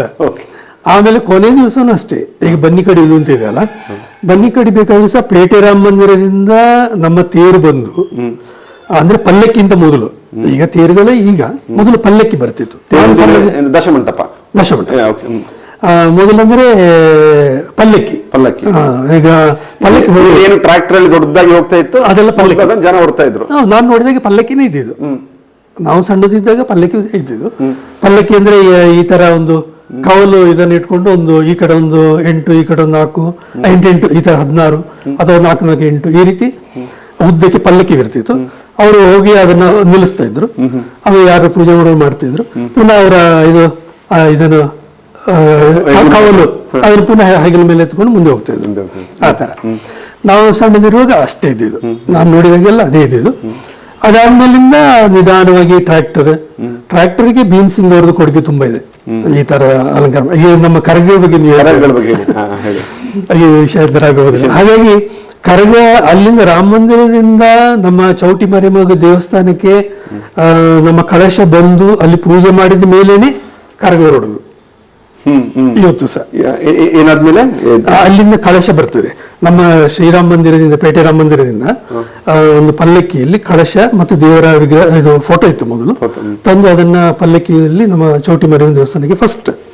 ಈ ಶಕ್ತಿ ದೇವತೆಗಳು ಚೌಟಿ ಮಾರಿಯಮ್ಮ ಫಸ್ಟ್ ಪ್ರಿಫರೆನ್ಸ್, ಯಾಕಂದ್ರೆ ಹಳೆ ದೇವಸ್ಥಾನ, ಅಕ್ಕ ಅಂತ ಹೇಳೋದು, ಅಕ್ಕ ಅಂದ್ರೆ ಓಲ್ಡ್ ಸೀನಿಯರ್ ಫಸ್ಟ್. ಹಾಗೆ ಅಲ್ಲಿಗೆ ಹೋಗೋದು. ಅಲ್ಲಿ ಹೋದ್ಮೇಲೆ ಅಲ್ಲಿ ಪೂಜಾರಿಗಳು ಬಂದು ಕಳಶ ಪೂಜೆ ಮಾಡ್ತಾರೆ. ಆಮೇಲೆ ಇವರು ಸಹ ಅಲ್ಲಿ ದೇವಸ್ಥಾನದ ಕರಗಗಳು ಮೊದಲೇ ಆಗಿರೋದಲ್ಲ ಅದಕ್ಕೆ ಪೂಜೆ ಮಾಡ್ತಾರೆ. ಆಮೇಲಿಂದಲೇ ಅಲ್ಲಿಂದ ಕರಗ ಬನ್ನಿ ಮಂಟಪ ಹೊರಡೋದು, ಬನ್ನಿ ಕಡಿಲಿಕ್ಕೆ. ಅಲ್ಲಿಂದ ನಮ್ದು ಗೌಳಿ ಬೀದಿಗಾಗಿ ಕಾಮಾಕ್ಷಿ ದೇವಸ್ಥಾನ, ಅಲ್ಲಿಗೆ ನಮ್ಮ ಕೋಟೆ ಮಾರಿಯಮ್ಮ ದೇವಸ್ಥಾನ, ಅಲ್ಲಿ ಕರಗ ಬಂದು ಸೇರ್ತಿತ್ತು ನಮ್ಮ ಗೌಳಿ ಬೀದಿಯಲ್ಲಿ ಕಾಮಾಕ್ಷಿ ಟೆಂಪಲ್ ಅಲ್ಲಿ. ಅಲ್ಲಿಂದ ಈ 3 ಕರಗಳು ಒಟ್ಟಾಗಿ ನಮ್ಮ ದಂಡಿನ ಮಾರಿಯಮ್ಮಕ್ಕೆ, ಅಲ್ಲಿ ಸ್ವಲ್ಪ ಎಲ್ಲ ಕರಗಗಳನ್ನ ಅಲ್ಲಿ ಇಟ್ಟು ಕುಣಿಯೋದು, ಆವೇಶ ಬರೋದು. ನಮಗೆ ಸಣ್ಣದಿರುವಾಗ ಅದೇ ಭಾರಿ ಖುಷಿ, ಆವೇಶ. ಅವರು ಇನ್ನೊಂದು ವಿಷಯ ಅಂದ್ರೆ ಅವರು ಆವೇಶ ಬಂದಾಗ ಮಾತಾಡೋದು ತಮಿಳು. ಯಾರು ಪೂಜಾರಿಗಳು ತಮಿಳು ಮಾತಾಡೋದು. ನಿಮ್ಮೊಟ್ಟಿಗೆ ದಿನ ಏನ್ ಮಾತಾಡೋದು? ತೆಲುಗು, ಕನ್ನಡ. ನಮ್ಮಲ್ಲಿ ಕನ್ನಡ, ಅವರವರು ತೆಲುಗು, ಕನ್ನಡ. ಇದು ಬಹಳ ಇಂಟ್ರೆಸ್ಟಿಂಗ್. ನಿಮ್ ಜೊತೆ ಕನ್ನಡ, ಮನೆ ಭಾಷೆ ತೆಲುಗು, ದೇವರ ಹೊತ್ತ ಮೇಲೆ ಮಾತಾಡೋ ಭಾಷೆ ತಮಿಳು. ಈಗಲೂ ಅಷ್ಟೇ, ಈಗಲೂ ತಮಿಳು. ಅವರಿಗೆ ದೇವರಿಗೆ ಆವೇಶ ಬಂದ್ಮೇಲೆ, ಮೈ ಮೇಲೆ ದೇವಿ ಬಂದ್ಮೇಲೆ ತಮಿಳೇ ಮಾತಾಡೋದು.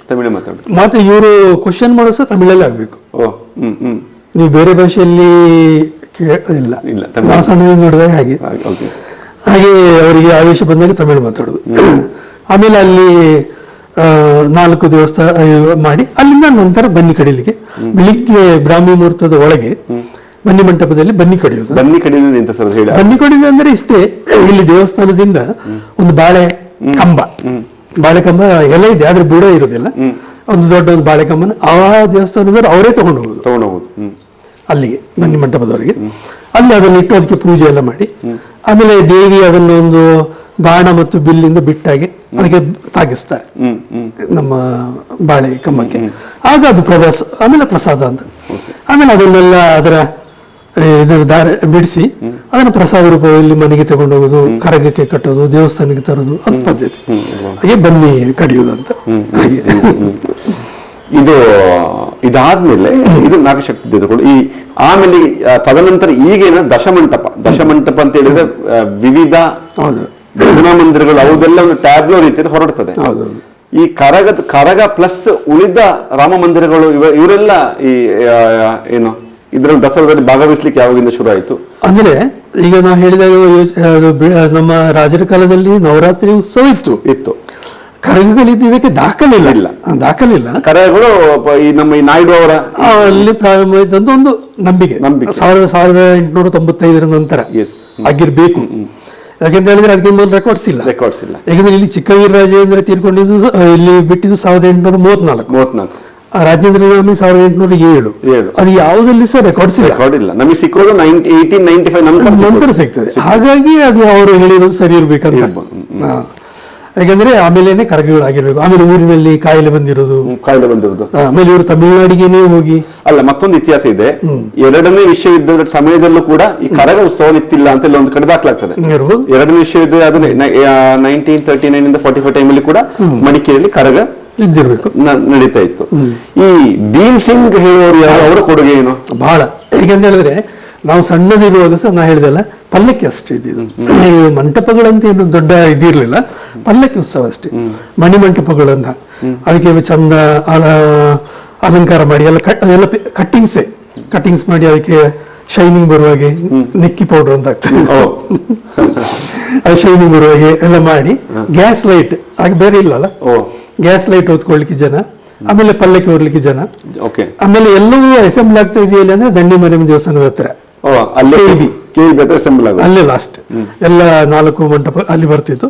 ರಾಮ ಮಂದಿರ ಮಾತ್ರ ಮುಂದಕ್ಕೆ ಹೋಗಿ ಕರಗಗಳನ್ನು ಮಾಡಿ ಬನ್ನಿ ಕಡಿಗೆ ಹೋಗ್ತಿತ್ತು.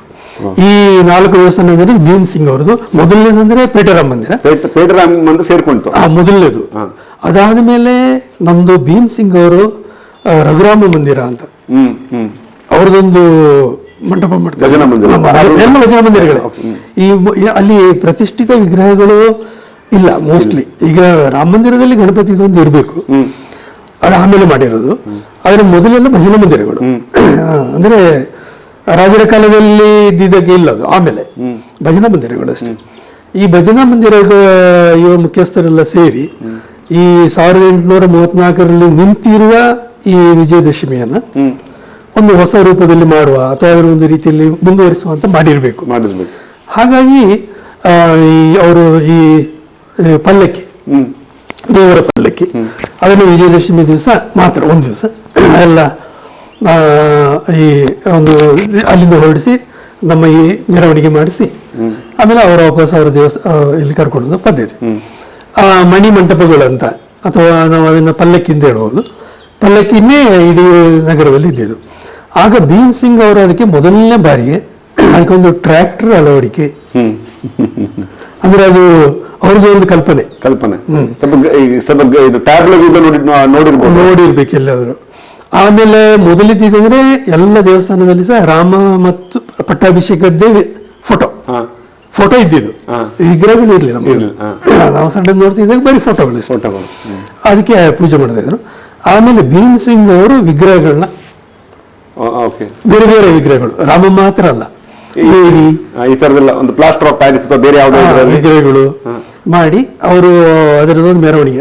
ನನಗೆ ಈಗಲೂ ಚಂದ ನೆನಪಿದೆ, ಒಂದು ಭವಾನಿ ಶಿವಾಜಿಗೆ ಕಡೆಗೆ ಕೊಡುವಂತ ಒಂದು ಟ್ಯಾಬ್ಲೋ, ಅದು ಬಹಳ ಹಳೆ, ಬಹಳ ಫೇಮಸ್ ಆಗಿತ್ತು ಅದು. ಆಮೇಲೆ ನಮ್ಮ ಭಾರತ ನಮ್ಮ ಹೆಸರು ಬರಲಿಕ್ಕೆ ಭರತ ಚಕ್ರವರ್ತಿ ಕಾರಣ ಅಲ್ಲ, ಹಾಗೆ ಭಾರತದ ಒಂದು ಮ್ಯಾಪ್ ಹಾಕಿ ಅದರಲ್ಲಿ ನಾವು ಫಸ್ಟ್ ನೋಡಿದ ರನ್ನಿಂಗ್ ಲೈಟ್ ಹೀಗೆ ಓಡಾಡುದು. ಫಸ್ಟ್ ಟೈಮ್ ರನ್ನಿಂಗ್ ಲೈಟ್ ನೋಡಿದ್ ನೀವು? ನನಗೆ ಈ ಸಿವಿ ಅಂದ್ರೆ ನಾವು ಸಣ್ಣವರಿದ್ವಾಗ ಸಾಧಾರಣ ಒಂದು 1860 1900 ಚಿಲ್ಲರೆ 60 ಈ ಸುಮಾರು ಇರ್ಬೋದು. ಸ್ಕೂಲಲ್ಲಿ ಇದ್ದಾಗ 67 68 ಹೇಗಿರ್ಬೋದು. ಆ ಸಮಯದಲ್ಲಿ ರನ್ನಿಂಗ್ ಲೈಟ್ಸ್ ಅದೆಲ್ಲ ಭೀಮ್ ಸಿಂಗ್ ಅವರೇ ಇಲ್ಲಿ ಫಸ್ಟ್ ಟೈಮ್. ಜನರೇಟರ್ ಇರ್ಲಿಲ್ಲ, ಅದಕ್ಕೆ ಜನರೇಟರ್ ಬೇಕಲ್ಲ, ಫಸ್ಟ್ ಟೈಮ್ ಮಡಿಕೇರಿ ಜನರೇಟರ್ ಬಂದಿರೋದು ಈ ಉದ್ದೇಶಕ್ಕೆ. ಟ್ರ್ಯಾಕ್ಟರ್ ಅವರಿಗೆ ಅಂದ್ರೆ ಇಲ್ಲಿ ಸುತ್ತಮುತ್ತಲಿನ ಎಸ್ಟೇಟ್ನವ್ರ ಹತ್ರ ಎಲ್ಲ ಸಂಪರ್ಕ ಇತ್ತು. ಅವರು ಹೋಗುದು, ಅವ್ರ ಹತ್ರ ಎಲ್ಲ ದೇಣಿಗೆ ಸಂಗ್ರಹ ಎಲ್ಲ ಮಾಡ್ತಿದ್ರು ಅವರು. ಹಾಗೆ ಅವ್ರ ಹತ್ರ ಕೇಳಿ ಒಂದು ಟ್ರ್ಯಾಕ್ಟರ್ ತಂದು ಅದ್ರ ಮೇಲೆ ಒಂದು ದೇವಿ ವಿಗ್ರಹ ಇಟ್ಟು ಅದು ಭಾರಿ ಅಟ್ರಾಕ್ಷನ್ ಆಯ್ತು. ಅದನ್ನು ನೋಡಿ ಉಳಿದ ದೇವಸ್ಥಾನ 4 ದೇವಸ್ಥಾನಗಳು ಸಹ ಮೊದಲು 4 ಇದ್ದಿದ್ದು. ಒಂದನೇದಂದ್ರೆ ನಮ್ಮ ರಾಮ ಮಂದಿರದ್ದು, ಎರಡನೇದು ನಮ್ಮ ಭೀಮ್ ಸಿಂಗ್ ಅವ್ರದ್ದು, ಮತ್ತೆ ಅಲ್ಲೇ ಬಾಣಿಮಟ್ಟಿಯಲ್ಲಿ ದೇಚೂರು ರಾಮ ಮಂದಿರ ಅಲ್ಲಿ ಇದೆ ಅವ್ರದ್ದು. ಆಮೇಲೆ ಇನ್ನೊಂದಂದ್ರೆ ನಮ್ಮ ದಂಡಿನ ಮಾರಿಯಮ್ಮ ದೇವಸ್ಥಾನದ ಬಲರಾಮ ಮಂದಿರ ಅಂತ ಹೆಸರು. ಅವರು ಈ 4 ಮಂದಿರ ಇದ್ದಿದ್ದು. ಅಲ್ಲಿ ಭೀಮ್ ಸಿಂಗ್ ಅವ್ರದ್ದು ಮಂಟಪಕ್ಕೆ ನಿಂತೋಗಿದೆ. ಬೇರೆ 7 ಹೊಸದಾಗಿ ಬಂದಿದೆ. ಓಕೆ. ಆಮೇಲೆ ಇದರಲ್ಲಿ ಇದು ಬಂತಲ್ಲ ನೋಡಿ, ಯಾವುದು ಚೌಡೇಶ್ವರಿ ಬಂತು. ಹೌದು, ಅದು ಸ್ಟಾರ್ಟ್ ಆಗಿದೆ 5ನೇದು. ಅದಾದ್ಮೇಲೆ ನಮ್ಮ ಕಂಚಿ ಕಾಮಾಕ್ಷಿ ದೇವಸ್ಥಾನದ್ದು, ಆಮೇಲೆ ಕೋಟೆ ಮಾರಿಯಮ್ಮ ದೇವಸ್ಥಾನ, ಕರವಲ್ಲಿ ಬಾಡಗ, ಆಮೇಲೆ ಚೌಡೇಶ್ವರಿ ಒಟ್ಟಿಗೆ ಮೊದಲು ವೆಂಕಟಾಚಲ ಅಂತ ಅವರ ಹೆಸರು ಹೇಳಲೇಬೇಕು. ಅಣ್ಣವರು ಅವರು ಬಹಳ ಈ ಮಂಟಪದ ಬಗ್ಗೆ ಬಹಳ ಕಾಳಜಿ ವಹಿಸೋರು, ಚೌಡೇಶ್ವರಿಗೆ ಇದ್ರು. ಆಮೇಲೆ ಏನೋ ಅವರು ಬೇಡ ಅಂತ ಹೇಳಿ ಕೋಟೆ ಗಣಪತಿಗೆ ಬಂದರು. ಕೋಟೆ ಗಣಪತಿಯಿಂದ ಸ್ಟಾರ್ಟ್ ಮಾಡಿದ ಅವರೇ. ಭೀಮ್ ಸಿಂಗ್ ಅವರು ಇದಕ್ಕೆ ಒಂದು ಒಳ್ಳೆ ಒಂದು ಮೆರುಗು, ಇದಕ್ಕೊಂದು ವೈಭವ ಎಲ್ಲ ತಂದು ಕೊಡ್ಲಿಕ್ಕೆ ಭೀಮ್ ಸಿಂಗ್ ಅವರು ಮೇನ್ ಕಾರಣ. ಮೊದಲು ಹೇಳ್ತಾ ನಾನು ನೋಡ್ಲಿಲ್ಲ, ಆದ್ರೆ ಮೊದಲು ಅವರು ದೇವರನ್ನ ತಲೆ ಮೇಲೆ ಹೊತ್ಕೊಂಡೆ ಹೋಗ್ತಾ ಇದ್ರು ಅಂತ, ಆಮೇಲೆ ಪಲ್ಲಕ್ಕಿ ಅಂತ ಹೇಳ್ತಾರೆ, ಸಿಂಗಲ್ ಆಗಿ ತಲೆ ಮೇಲೆ ಹೊತ್ಕೊಂಡು ಹೋಗ್ತಾ ಇದ್ರು ಅಂತ. ಆದ್ರೆ ಆತರ ನಾನು ನೋಡ್ಲಿಲ್ಲ, ಆದ್ರೆ ಪಲ್ಲಕ್ಕಿ ನಾನು ನೋಡಿದ್ದೀನಿ. ಪಲ್ಲಕ್ಕಿ ಉತ್ಸವ ಮೊದಲು ಪಲ್ಲಕ್ಕಿನೇ ಇದ್ದಿದ್ದು, ಹಾಗಾಗಿ ಅದನ್ನು ನೋಡಿದ್ದೀನಿ. ಆಮೇಲೆ ಅವರು ಅದನ್ನ ಟ್ರ್ಯಾಕ್ಟರ್ ಮಾಡಿದ್ದು ನಾವು ನೋಡಿದ್ವಿ. ಆಮೇಲೆ ಅದಕ್ಕೊಂದು ಆಮೇಲೆ ಮೊದಲು ಏನಂದ್ರೆ ಅದಕ್ಕೊಂದು ಸ್ವಲ್ಪ ಒಂದು ರೂಪ ಕೊಡ್ಲಿಕ್ಕಾಗಿ ಆ ಈ 4 ತೇರುಗಳು ಸಹ ಪಲ್ಲಕ್ಕಿಯನ್ನು ತಗೊಂಡೋಗಿ ಇಲ್ಲಿ IC ಸುಬ್ಬಯ್ಯನವರ ಮನೆಗೆ ಹೋಗುವ ಒಂದು ಪದ್ಧತಿ ಇತ್ತು. ಐ.ಸಿ. ಸುಬ್ಬಯ್ಯನವರು ಯಾರು? ಐ.ಸಿ. ಸುಬ್ಬಯ್ಯನವರು ಕೊಡಗಿನ ಜಿಲ್ಲಾಧಿಕಾರಿ, ಕೊಡವ ಜಿಲ್ಲಾಧಿಕಾರಿ, ಅಂದ್ರೆ ಭಾರತೀಯ ಜಿಲ್ಲಾಧಿಕಾರಿ. ಅವ್ರ ಮನೆ ಎಲ್ಲಿದೆ? ಅದೇ ಇದು ಸ್ಟೇಟ್ ಬ್ಯಾಂಕ್ ಆಫ್ ಇಂಡಿಯಾ, ಅದು ಅವ್ರದೇ ಜಾಗ. ಅದು ಓಕೆ. ಅವರ ಪಕ್ಕದಲ್ಲಿ ಮನೆ ಅವ್ರದೇ, ಅವರೇ ಮಾರಿದ್ದು. Okay okay. ಅಲ್ಲಿ ಅವ್ರ ಮನೆಗೆ ಕರೆಗಳು ಹೋಗ್ತಿತ್ತು ಎಲ್ಲ ತೇರುಗಳು ಸಹ. ಈಗ ಇಲ್ಲಿ ಎಲ್ಲ ಪ್ರದಕ್ಷಿಣೆ ಆದ್ಮೇಲೆ ಅವ್ರ ಮನೆಗೆ ಹೋದ್ಮೇಲೆ ಅವ್ರು ಏನಾದ್ರು ಜಿಲ್ಲಾಧಿಕಾರಿ ಆಗಿರೋ ರಿಟೈರ್ಡ್ ಆದ್ಮೇಲೆ ಹೋಗ್ತಿದ್ದಾರೆ. ಆಮೇಲೆ ಅವ್ರು ಅದಕ್ಕೆ ಒಂದು ಏನಾದ್ರು ಬಹುಮಾನ ಕೊಡೋರು, ಕೆಲವು ಪ್ರೈಸ್ ಕೊಡ್ತಾರೆ. ಅದೊಂದು ಅವರಿಗೆ ಒಂದು ಎನ್ಕರೇಜ್ಮೆಂಟ್. ಹಾಗೆ ನಾವು ಮುಂದಿನ ವರ್ಷ ನಾವು ಚೆನ್ನಾಗಿ ಮಾಡುವ. ಮೊದಲು ಗವರ್ಮೆಂಟ್ ಕೊಡ್ತಿರ್ಲಿಲ್ಲ, ಇಲ್ಲ ಇವರು ಸುಬ್ಬಯ್ಯನವರು ಕೊಡ್ತಾ ಇದ್ರು. ಅವರು ಒಂದು ವೈಯಕ್ತಿಕವಾಗಿ ಅಷ್ಟೇ. ಆದ್ರೆ ಇದಕ್ಕೆ ಒಂದು ಆರ್ಗನೈಸ್ಡ್ ರೂಪ ಕೊಟ್ಟಿದೆ ಅಂತ ಹೇಳಿದ್ರೆ, ಸಾಧಾರಣ ನನಗೆ ಅನ್ಸೋದು ಈ ಮಧುರೈ ಶೆಟ್ಟಿ ಅವರು ಬಾರಿ ಇನಿಷಿಯೇಟಿವ್ ತಗೊಂಡಿದ್ರು. ಮಧುರೈ ಶೆಟ್ಟಿ ಅಂದ್ರೆ ನಮ್ಮ ಶಕ್ತಿಯಲ್ಲಿ ಉಪಸಂಪಾದಕರು ಅಂತ ಇದ್ರು. ಆಮೇಲೆ ಅವ್ರದ್ದು ಒಂದು ಸ್ವಂತ ಪೇಪರ್ ಮಾಡಿದ್ರು, ನಾವು ಶಕ್ತಿ ಅಂತ. ಆಮೇಲೆ ಅವರು ಬಹಳ ದೇವಿ ಬಗ್ಗೆ ಬಹಳ ಇದು ದಸರಾದ ಬಗ್ಗೆ ಅಭಿಮಾನ ಎಲ್ಲ ಇತ್ತು. ಅವ್ರು ಏನ್ ಮಾಡಿದ್ರು ಅಂದ್ರೆ, ಈಗ ಒಂದು ವ್ಯವಸ್ಥಿತ ರೂಪ ತರಬೇಕಂತ ಹೇಳಿ ಆಗ ಅಧ್ಯಕ್ಷರಾಗಿದ್ದು ಕೆ.ಎಸ್. ಅಪ್ಪಚ್ಚು ಅಂತ, ನಗರಸಭೆ ಅಧ್ಯಕ್ಷರು. ಅವ್ರನ್ನ ಸೇರಿಸಿ ಈಗ ನಮ್ಮ ಪ್ರೈವೇಟ್ ಬಸ್ ಸ್ಟ್ಯಾಂಡ್ ಅಲ್ಲಿ ಒಂದು 4 ತೇರುಗಳು ಎಲ್ಲ 5 ತೇರುಗಳಲ್ಲಿ ಬರಬೇಕು, ಕರಗಗಳು ಅಲ್ಲಿಂದಲೇ ಪಾಸ್ ಆಗಬೇಕು. ಅಲ್ಲಿ ಅವುಗಳಿಗೆ ಒಂದು ಬಹುಮಾನ ಕೊಡೋ ಒಂದು ವ್ಯವಸ್ಥೆ, ಅಲ್ಲಿ ಒಂದೇ ಇದು ಕಾಂಪಿಟೇಷನ್ ಟೈಪ್ ಶೋ ಅಲ್ಲಿ ಆಗ್ತಿತ್ತು. ಶೋ ಹಳೆ ಪ್ರೈವೇಟ್ ಬಸ್ ಸ್ಟ್ಯಾಂಡ್ ಅಲ್ಲಿ ಮೊದಲು ಶೋ ಅಂತ ಇರ್ಲಿಲ್ಲ, ಯಾಕೆಂದ್ರೆ ಈಗ ಅದೆಲ್ಲ ಮುಚ್ಚಿಟ್ಕೊಳ್ಳೋದು ಇದು ಎಲ್ಲ ಈಗ ಅಷ್ಟೇ. ಮೊದಲು ಆತರ ಇಲ್ಲ. ಮೊದಲು ಏನಿದ್ರು ಎಲ್ಲ ಮೂಮೆಂಟ್ಸ್ ಕಡಿಮೆ ಇತ್ತು. ಹಾಗೆ ದೇವರ ವಿಗ್ರಹಗಳನ್ನ ಹಾಗೆ ಸ್ತಬ್ಧ ಚಿತ್ರಗಳಿದ್ದಾಗ. ಆಮೇಲಿಂದ ಸಾಧಾರಣ ಈಗ ನಮ್ಮ ಕುಂದರಮಟ್ಟಿ ಅವರು ಪ್ರಾರಂಭ ಮಾಡಿದ್ರು. ಆಮೇಲೆ ಎಲ್ಲ ದೇವಸ್ಥಾನದವರು ಮೂಮೆಂಟ್ಸ್ ಈ ಮೂಮೆಂಟ್ಸ್ ಅದು ಇದೆಲ್ಲ ಸ್ಟಾರ್ಟ್ ಆದ್ಮೇಲಿಂದ ಈ ನಮ್ಮ ಪ್ರದರ್ಶನ ಅಂತ ಬಂತು. ಅದಕ್ಕೆ ಮೊದಲು ಪ್ರದರ್ಶನ ಅಂತ ಇಲ್ಲ, ಶೋ ಮಾಡೋದು. ಅವ್ರು ಯಾವಾಗಲೂ ಒಂದ್ಸಲ ಶೋ ಮಾಡ್ತಾರೆ, ಅದು ಯಾರಿಗೂ ಕಾಣ್ತು ಕಾಣೋದಿಲ್ಲ ಇಲ್ಲ ಆತರ. ಮೊದಲಾಗಿಲ್ಲ, ಸ್ತಬ್ಧ ಚಿತ್ರ ಚೆನ್ನಾಗಿತ್ತು. ಎಲೆಕ್ಟ್ರಿಕ್ ಇದೆಲ್ಲ ತುಂಬಾ ನಡೀತಿತ್ತು. ಹೆಚ್ಚಾಗಿ ದಿಂಡಿಗಲ್ಲು, ತಮಿಳುನಾಡು, ಅಲ್ಲಿಂದಲೇ ಮೈಸೂರು, ಅಲ್ಲಿಂದಲೇ ತರಿಸ್ತಾ ಇದ್ರು. ಅದು ಆಕರ್ಷಣೀಯವಾಗಿರ್ತಿತ್ತು, ಹೊಸದ್ದು, ನಮಗೆ ನೋಡ್ಲಿಕ್ಕೆ ಒಂದು ಎಲ್ಲರಿಗೂ ಒಂದು ಖುಷಿ ಆಗುವಂತ. ಈಗ ಮಡಿಕೇರಿಯಲ್ಲಿ ಐ ಥಿಂಕ್ ಎಷ್ಟೋ ಸಾವಿರಾರು ಜನ ಸೇರ್ತಾರೆ.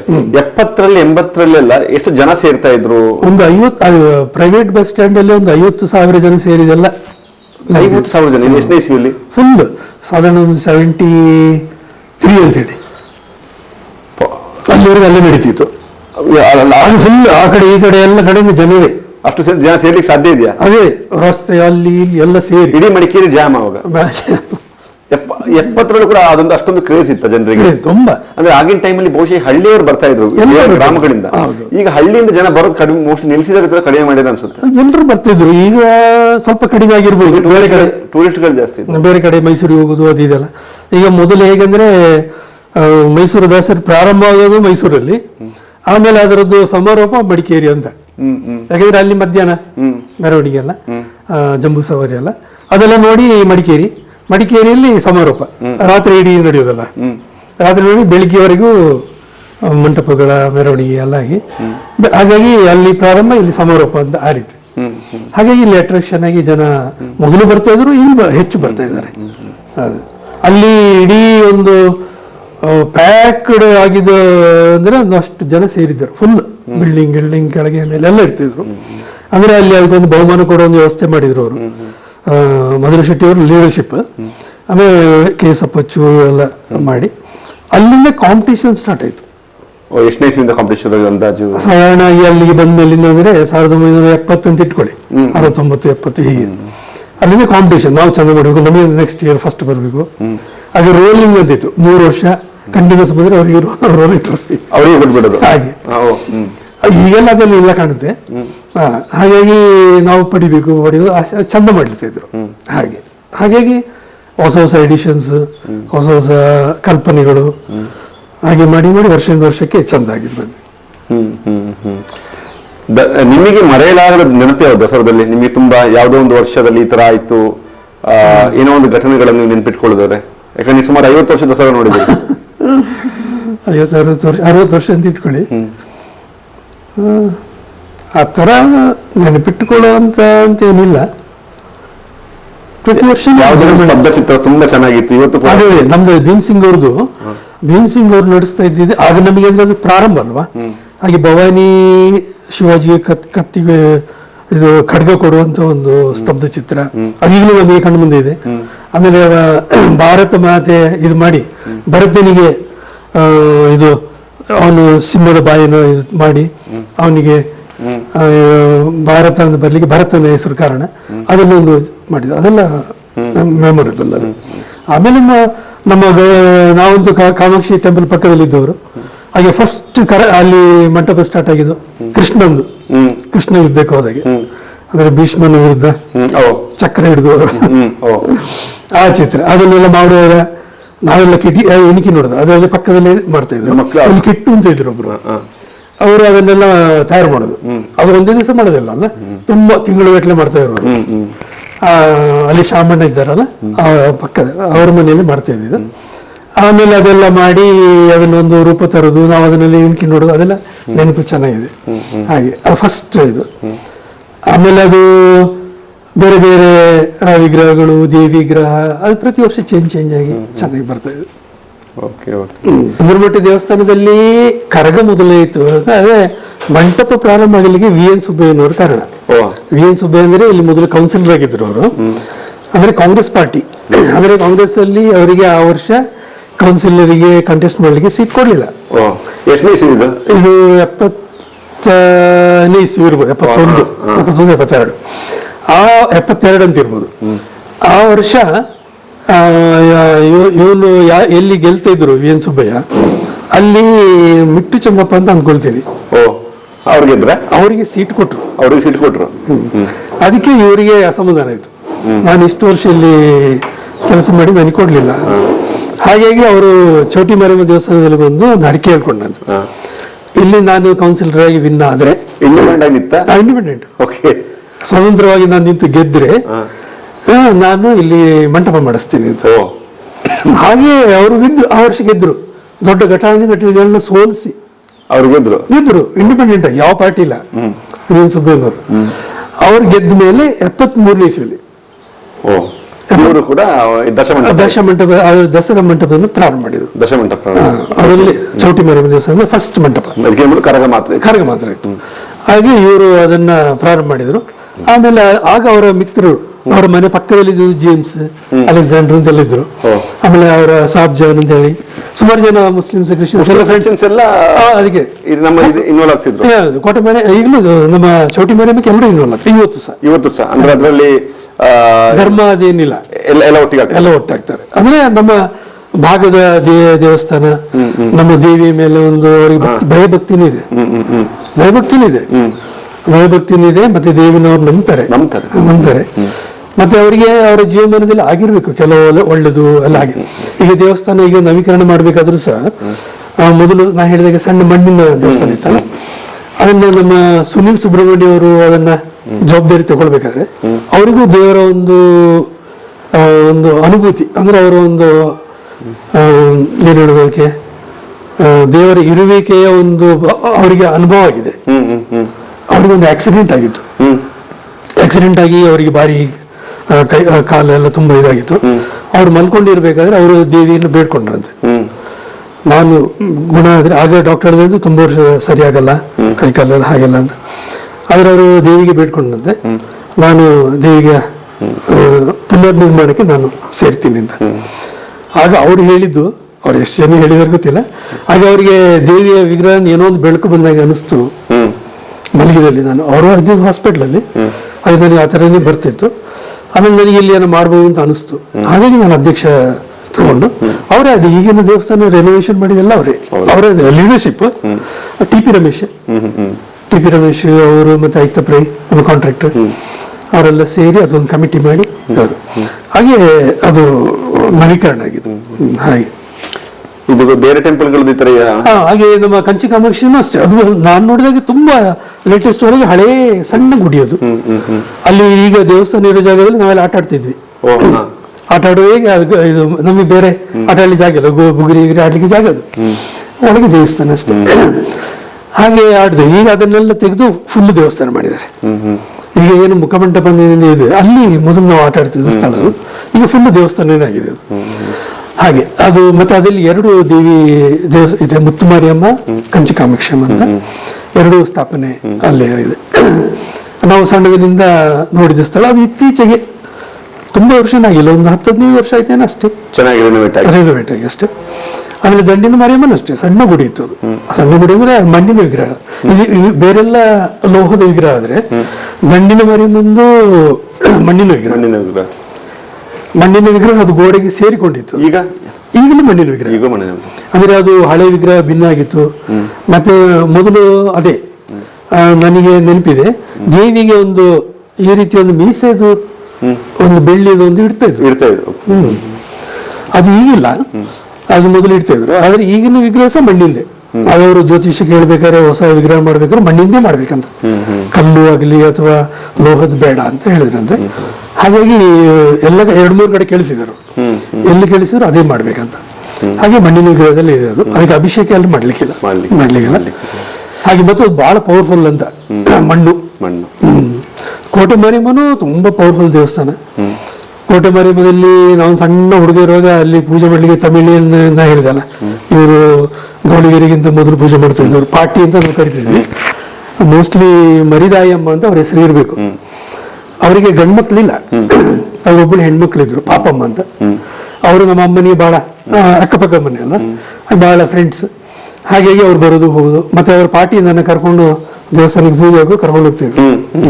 ಹಾಗೆ ಎದುರಲ್ಲಿ ಶಿವಲಿಂಗ ಇತ್ತು ಅಲ್ಲಿ, ಮತ್ತೆ ಪಕ್ಕದಲ್ಲಿ ಹುತ್ತ. ಮತ್ತೆ ಬಹಳ ಒಂದು ಶಕ್ತಿ. ಅವ್ರು ಏನು ಪಾಟಿ ಮರಿದಾಯಮ್ಮ ಅಂತ ಅವ್ರ ಹೆಸರು ಅಂತ ಅಂದ್ಕೊಳ್ತೀವಿ ನಾವು, ಪಾಟಿ ಅಂತ ಕರೆಯೋದು. ಅವರು ನಾವೆಲ್ಲ ಸಣ್ಣ ಮಕ್ಕಳು, ನಮ್ಮ ಕೈ ಹಿಡ್ಕೊಂಡು ಹೋಗೋದು ಜೊತೆಗೆ ಒಬ್ಬ ಅಂತ. ಹಾಗೆ ಅಲ್ಲಿ ಹೋಗಿ ದೇವರ ಮುಂದೆ ಈಗ ನಾವು ಮಾತಾಡಿದಾಗೇನೆ ಕೂತು ದೇವ್ರ ಮುಂದೆ ಹಾಗೆ ಹೀಗೆ ಬೇಡ್ಕೊಳ್ಳೋದು, ಪೂಜೆ ಮಾಡೋದು ಎಲ್ಲ ಮಾಡ್ತಿದ್ರು ಅವ್ರು ಬಹಳ. ಅವ್ರ ನಂತರ ಅವರ ಹೆಣ್ಣು ಮಕ್ಕಳನ್ನ ಅವರು ತಮಿಳ್ನಾಡಿಗೆ ಮದುವೆ ಮಾಡಿ ಕೊಟ್ಟು ಪಾಪಮ್ಮನ. ಹಾಗಾಗಿ ಅವರಿಗೆ ಮಕ್ಕಳಿರ್ಲಿಲ್ಲ. ಹಾಗಾಗಿ ಪಿಳ್ಳೆ ಅಂತ ಅವರು ನಮ್ಮ ಗೌರ್ಮೆಂಟ್ ಹಾಸ್ಪಿಟಲ್ ಅಲ್ಲೇ ಕಾಂಪೌಂಡ್ ಹಾಕಿದ್ರು. ನಾವು ತಂಬಿ ಕಾಂಪೌಂಡ್ ಅಂತ ಕರೆಯೋದು, ತಂಬಿ ಕಾಂಪೌಂಡರ್. ಅವ್ರ ಹೆಸರು ಪಿಳ್ಳೆ, ಸಿಂಗಾರವೇಲ್ ಪಿಳ್ಳೆ ಇರಬೇಕು, ಆತ ಪಿಳ್ಳೆ ಅಂತ ಹೆಸರು. ಆಮೇಲೆ ಅವರು ಅದರ ಜವಾಬ್ದಾರಿ ನೋಡ್ತಾ ಇದ್ರು. ಆಮೇಲೆ ಅವ್ರ ಮಕ್ಕಳು ಅವರೆಲ್ಲ ಸುದರ್ಶನದಲ್ಲಿ ಇದ್ರು. ಈಗಲೂ ಸಹ ಇವರು ಮೋಸ್ಟ್ ಇಲ್ಲ, ಅವರು ನೋಡ್ತಾ ಇದ್ರು. ಈಗ ಅದಕ್ಕೊಂದು ಕಮಿಟಿಯಲ್ಲಾಗಿ ಕೋಟೆ ಮಾರಿಯಮ್ಮ ಇದೆ. ದಂಡಿನ ಮಾರಿಯಮ್ಮ ದೇವಸ್ಥಾನ ಮೊದಲಿಂದಲೂ ಅದು ಹೇಳಿದಲ್ಲ, ಅದಕ್ಕೆ ತಮಿಳವರ ಅರ್ಚನೆ ಮಾಡ್ತಾ ಇದ್ರು ಸಹ ಅದಕ್ಕೆ ಪೂಜಾರಿಗಳಂತ ನಿಯಮ ಮಾಡಿದ್ದು ಕಾಮಾಕ್ಷಿ ದೇವಸ್ಥಾನದ ಮೂಲಕನೇ. ಅಂದ್ರೆ ಅಲ್ಲಿ ದೇವಸ್ಥಾನಗಳಿಗೆಲ್ಲ ಪೂಜಾರಿಗಳು ಇಲ್ಲದೆ ಹಾಗೆ ಇರಬಾರದು ಅಂತ ಹೇಳಿ ಕಾಮಾಕ್ಷಿ ದೇವಸ್ಥಾನದಲ್ಲಿ ಪಾಪಯ್ಯ ಅಂತ ಇದ್ರು. ನಾನು ನೋಡೋದು ಅವ್ರ ಅಜ್ಜ ಇದ್ರು, ನಾನು ನೋಡಿರ್ಲಿಕ್ಕಿಲ್ಲ ಮೋಸ್ಟ್ಲಿ. ನಮ್ಮ ಅಮ್ಮನಿಗೆಲ್ಲ ಪರಿಚಯ ಇದೆ ಅವ್ರನ್ನ. ಅವರಿಬ್ಬರು ಮಕ್ಕಳು, ಒಬ್ರು ಚಾಮಿ, ಒಬ್ರು ಅಣ್ಣಯ್ಯ ಅಂತ. ಈ ಅಣ್ಣಯ್ಯ ದೊಡ್ಡವರು. ಅವ್ರನ್ನ ದಂಡಿನ ಮಾರಿಯಮ್ಮಕ್ಕೆ ಪೂಜೆಗೆ ಅವ್ರು ನಿಯುಕ್ತಿ ಮಾಡಿದ್ರು, ಅಲ್ಲಿಗೆ ಪೂಜೆಗೆ. ಅಲ್ಲಿಂದ ಅವರ ವಂಶಸ್ಥರು. ಈಗ ಅವರ ಮಕ್ಕಳು ಯಾರು ಲೋಕನಾಥ್, ಉಮೇಶ್ ಅವರೆಲ್ಲ ಅವ್ರು ನಡೆಸ್ತಾ ಇದ್ದಾರೆ. ಕಾಮಾಕ್ಷಿ ದೇವಸ್ಥಾನದಲ್ಲಿ ತಮ್ಮ ಚಾಮಿ, ಅವ್ರ ಮಕ್ಕಳು ಮಧುರೈ ಮತ್ತೆ ಅವರೆಲ್ಲ ಅವರು ಅದನ್ನು ನೋಡ್ಕೊಳ್ತಾ ಇದ್ದಾರೆ. ಸರ್, ನೀವು ಒಂದು ಮಾತು ಹೇಳಿದ್ರಿ, ಹಿಂದೆ ಯಾರೊಬ್ರು ಮಿಲಿಟರಿಯಲ್ಲಿ ಇದ್ರಂತೆ, ಪ್ರತಿ ಕರಗವರಕ್ಕೆ ರಜೆ ಆಗ್ತಿದ್ರು. ದಂಡಿನ ಮಾರಿಯಮ್ಮ ಉಮೇಶ್ ಎರಡನೇವರು. ಅವ್ರಿಗೇನಂದ್ರೆ ದೇವಿ ಮೇಲೆ ಎಷ್ಟು ಭಕ್ತಿ ಅಂತ ಹೇಳಿದ್ರೆ, ಮಿಲಿಟರಿಗೆ ಸೇರಿದ ದಿವಸ ಸಹ ರಜೆ ಮಾಡಿದವರು ಈ ದಸರಾ ಟೈಮಿಗೇನೆ ಬಂದು ಪ್ರತಿ ವರ್ಷ ಕರಗ ಹೊರ್ತಿದ್ರು. ಅವರಿಗೆ ಒಂದು ಭಕ್ತಿ. ಅದು ಈಗಲಿದ್ದಾರೆ ಅಲ್ಲಿ ಅಂಗಡಿ ಇದೆ ಅವ್ರದ್ದು. ನಮ್ಮ ಕಾಮಾಕ್ಷಿ ಗುಡಿಯಿಂದ ಕೆಳಗೆ ಬರ್ತಾ ಅವರು ಈಗಲೂ ಅವ್ರು ಕರಗ ಒಂದು ದಿವಸ ಹೊರ್ತಾರೆ. ಈಗಲೂ 50-53 ವರ್ಷ ಆಗಿರ್ಬೇಕು ಅವ್ರದ್ದು ಕರಗ ಲೈಫ್. ಅವರೇ ಜಾಸ್ತಿ ಇದೆ, 60-65 ನಮ್ಗಿಂದಲೂ ಸಣ್ಣವರು. ನಾವೆಲ್ಲ ಅವ್ರನ್ನ ಚಿಲ್ವಾಂಡ್ ಅಂತ ಕರಿತಿದ್ವಿ, ಸಣ್ಣ ಹುಡುಗಿಯರು. ಹಾಗೆ ಅವರೆಲ್ಲ ನಮ್ಮ ಅಕ್ಕಪಕ್ಕದ ಮನೆಯವರು ತಾನೆ. ಹಾಗೆ ಅವರು ಮಿಲಿಟರಿಗೆಲ್ಲ ಹೋಗಿ ಆದ್ರೂ ಸಹ ಮಿಲಿಟರಿ ಟೈಮಿಗೆ ಬರ್ತಿದ್ರು. ಈಗಲೂ ವರ್ಷಕ್ಕೊಂದ್ಸತಿ ಒಂದು ದಿನ ತೆಗಿತಾರ ಅವ್ರು. ಅವ್ರ ಹೆಸರು ಉಮೇಶ್ ಅಂತ. ಅವರು ನಮ್ಮ ಇವರ ಅಣ್ಣಯ್ಯ ಪೂಜಾರಿ ಅವರ ಮಗ. ನಿಮ್ಮ ಪ್ರತಿಯೊಂದು ವ್ಯಕ್ತಿಯೂ ಕೂಡ ಹಿಂದೂ ಧರ್ಮ ಹೇಳಿದಾಗೆ ದೇವರೆಲ್ಲ ಒಂದೇ. ಎಲ್ಲ ದೇವರು ಅಲ್ಟಿಮೇಟ್ಲಿ ನಮ್ಮನ್ನು ಮೋಕ್ಷಕ್ಕೆ ಕರ್ಕೊಂಡು ಹೋಗೋದು. ಸರಿ, ಯಾವ ಶಕ್ತಿ ಕೇಂದ್ರ ನಿಮಗೆ ಭಾವನಾತ್ಮಕವಾಗಿ ನಿಮ್ಗೆ ತುಂಬಾ ಹತ್ತಿರ? ನೀವು ಬೇಡ್ತೀರಾ, ನೀವು ಹರಕೆ ಹೊರ್ತೀರಾ? ವೈಯಕ್ತಿಕವಾಗಿ ನಾನು ದೇವಿ ಮೇಲೇನೆ ಹೆಚ್ಚು ಭಕ್ತಿ. ಸಣ್ಣದಿನಿಂದಲೂ ಅದೇನೋ ಮನಸ್ಸಿಗೇನು ದೇವಿದೇ ಒಂದು ರೂಪ ಬರುವಾಗೆ. ಹಾಗೆ ನನಗೆ ದೇವಿ ಮೇಲೇನೆ ಜಾಸ್ತಿ, ಯಾವುದೇ ದೇವಸ್ಥಾನದಲ್ಲಿದ್ದರೂ ಸಹ ನನಗೆ ದೇವಿ ಮೇಲೆ ಜಾಸ್ತಿ ಭಕ್ತಿ ಬರುತ್ತೆ. ಈಗ ನಾನು ಮಲ್ಲ ದೇವಸ್ಥಾನಕ್ಕೆ ಹೋಗ್ತೀವಿ, ಕಟೀಲಿಗೆ ಹೋಗ್ತೀವಿ, ಇಲ್ಲೇ ದೇವಿ ದೇವಸ್ಥಾನಗಳಿಗೆ ಹೋಗ್ತೀವಿ. ಆದ್ರೆ ನನಗೆ ದೇವಿ ಅಂತ ಹೇಳಿದ್ರೆ ಅದೇನೋ ಒಂದು. ಈ 4 ಶಕ್ತಿ ಕೇಂದ್ರಗಳಲ್ಲಿ, ಶಕ್ತಿ ದೇವಸ್ಥಾನಗಳಲ್ಲಿ ನೀವು ಎಲ್ಲಿ ಜನರಲಿ? ಕಾಮಾಕ್ಷಿ ಟೆಂಪಲ್ ನಿಮ್ಮ ಏರಿಯಾ? ನಮ್ಮ ಏರಿಯಾ ಅಲ್ಟಿಮೇಟ್ಲಿ ಪ್ರಾರಂಭದಿಂದ ಅಲ್ಲಿ ನಗರದಲ್ಲಿ ಬೆಳೆದು ಬಂದವರಿಗೆ ಅವರ ಏರಿಯಾನು ಇಂಪಾರ್ಟೆಂಟ್. ಕಂಚಿ ಕಾಮಾಕ್ಷಿ ಪೂಜೆ ಗೀಜೆ ನೀವು ಏನಿದ್ರು ಹೋಗಿ ಹೋಗ್ತೀವಿ. ಸರಿ ಸರ್. ಸರ್, ಇದು ಏನು ಈ ಪೊಲೀಸ್ ವ್ಯವಸ್ಥೆ, ಜಿಡ್ಡಾಡಳಿತ ಇದೆಲ್ಲ ಯಾವಾಗಿನ ಜಾಸ್ತಿ ಇನ್ವಾಲ್ವ್ ಆಗಕ್ಕೆ ಶುರು ಆಯ್ತು? ಮೀಟಿಂಗ್ಗಳು? ಇದು ಪ್ರಾರಂಭದಿಂದಲೂ ಪೊಲೀಸ್ ಪ್ರೊಟೆಕ್ಷನ್ ಅದೆಲ್ಲ ಇದ್ದೇ ಇತ್ತು. ಟ್ರಾಫಿಕ್ ಕಂಟ್ರೋಲ್ ಮಾಡ್ಲಿಕ್ಕೆ ಮತ್ತೆ ಅದೆಲ್ಲ ಅವಶ್ಯ ಬೇಕಲ್ಲ, ಟ್ರಾಫಿಕ್ ಜಾಮ್ ಮಾಡೋದು, ನಿಲ್ಸೋದು ಮಾಡೋದೆಲ್ಲ. ಆಮೇಲೆ ಇದು ವ್ಯವಸ್ಥಿತವಾಗಿ ಒಂದು, ಈಗ ನಾವಲ್ಲಿ ಪ್ರೈವೇಟ್ ಬಸ್ ಸ್ಟ್ಯಾಂಡಿಗೆ ಬಂದ ಮೇಲೆ ಅಲ್ಲಿ ಒಂದು ಅದಕ್ಕೆ ಅಷ್ಟು ಭಾಗದಲ್ಲಿ ಏನು ಬರ್ಲಿಕ್ಕಿಲ್ಲಲ್ಲ ವೆಹಿಕಲ್ಸ್, ಸೊ ಅಲ್ಲಿ ಓಡಾಡೋಗಿಲ್ಲ. ಅದಕ್ಕೆಲ್ಲ ಅವರ ಸಹಕಾರ ಮುಖ್ಯ. ಮತ್ತೆ ಇಲ್ಲಿ ಸೇಫ್ಟಿ, ಸೆಕ್ಯೂರಿಟಿ ಅದು ಬೇಕಲ್ಲ, ಜನರಿಗೆ ಧೈರ್ಯ ಓಡಾಡ್ಲಿಕ್ಕೆ. ಅದಕ್ಕೆ ಪೊಲೀಸ್ ವ್ಯವಸ್ಥೆ ತುಂಬಾ ಸಹಾಯ ಮಾಡಿದ್ದಾರೆ. ಎಲ್ಲ SP ಅವರು, DC ಅವರು ಎಲ್ಲ ಅದಕ್ಕೆ ಇನ್ವಾಲ್ವ್ ಆಗಿ ತುಂಬಾ ಅದಕ್ಕೆ ಸಹಕಾರ ಮಾಡ್ತಾ ಇದ್ದಾರೆ. ಮೊದಲಿಂದ ಮಾಡ್ತಾ ಇದ್ದಾರೆ, ಈಗಲೂ ಮಾಡ್ತಾ ಇದ್ದಾರೆ. ಸ್ನೇಹಿತರೆ, ಬಹುಶಃ ಮಡಿಕೇರಿಯ 4 ಶಕ್ತಿ ದೇವತೆಗಳು, ಅದರ ಇತಿಹಾಸದ ಬಗ್ಗೆ, ಹಾಗೆ ಜೊತೆಗೆ ಮಡಿಕೇರಿ ದಸರಾ ಕರಗ ಹೇಗೆ ಶುರು ಆಯಿತು, ಕರಗಕ್ಕೂ ಸಿಡುಬುಗೂ ಹಿಂಗೆ ಏನ್ ಸಂಬಂಧ ಆಗಿನ ಕಾಲದಲ್ಲಿ, ನಂತರದ ಈಗಿನ ದಶಮಂಟಪದ ದಸರಾ ಯಾವ ರೀತಿ ಬೆಳೆದು ಬಂದಿದೆ, ಸುಮಾರು ಇವರು ಇಡೀ ದಸರಾ ಇತಿಹಾಸದ ಬಗ್ಗೆ ಮಾತಾಡಿದ್ದಾರೆ. 60 ವರ್ಷ ನೀವು ದಸರಾ ನೋಡಿದ್ರ ಬಗ್ಗೆ ಮಾತಾಡಿದ್ದಾರೆ.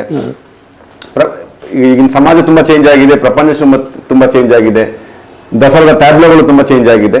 ಬಹುಶಃ ಇವತ್ತು ಏನು ಅದ್ದೂರಿಯಾಗಿ 2025 ದಸರಾ ನಡೀತದೆ, ಆ ನಡೆಯುವ ಸಂದರ್ಭದಲ್ಲಿ ನಾವು ಇದ್ರ ಹಿನ್ನೆಲೆ ಏನು, ಯಾರೆಲ್ಲ ಕೆಲಸ ಮಾಡಿದ್ದಾರೆ, ಯಾರೆಲ್ಲ ಕಲ್ಪನೆ ಕೂಸುಗಳಿವು, ಇಡೀ ಇತಿಹಾಸವನ್ನ ನಾವು ನಿಮ್ಮ ಮುಂದೆ ತರಲಿಕ್ಕೆ ಬಹಳ ಸಂತೋಷ ಪಡ್ತಾ ಇದ್ದೇವೆ. ದೊಡ್ಡಮನೆ ತಮ್ಮಪ್ಪನವರು ಬಂದು ನಮ್ಮ ಜೊತೆ ಎಲ್ಲರನ್ನ ಹಂಚ್ಕೊಂಡಿದ್ದಾರೆ, ಇತಿಹಾಸ ಹಂಚ್ಕೊಂಡಿದ್ದಾರೆ, ತುಂಬಾ ಓದಿದ್ದಾರೆ, ಅವರು ಇದ್ರ ಬಗ್ಗೆ ತಿಳ್ಕೊಂಡಿದ್ದಾರೆ. ಅಂದ್ರೆ ನಾವೇ ಭಾಗದಲ್ಲಿ ಓಡಾಡ್ತಾ ಇದ್ದಿದ್ದರಿಂದ, ಅಲ್ಲೇ ಹುಟ್ಟಿ ಬೆಳೆದಿದ್ದರಿಂದ ನಮ್ಗೆ ಸ್ವಲ್ಪ ಜಾಸ್ತಿ ಪಡ್ತೀವಿ ಅಷ್ಟೇ. ಇಲ್ಲದ್ರೆ ನಾನೇನು ಅಷ್ಟು ರಿಸರ್ಚ್ ಹೀಗೆ. Thank you. Stories of ಕೂರ್ಗಲ್ಲಿ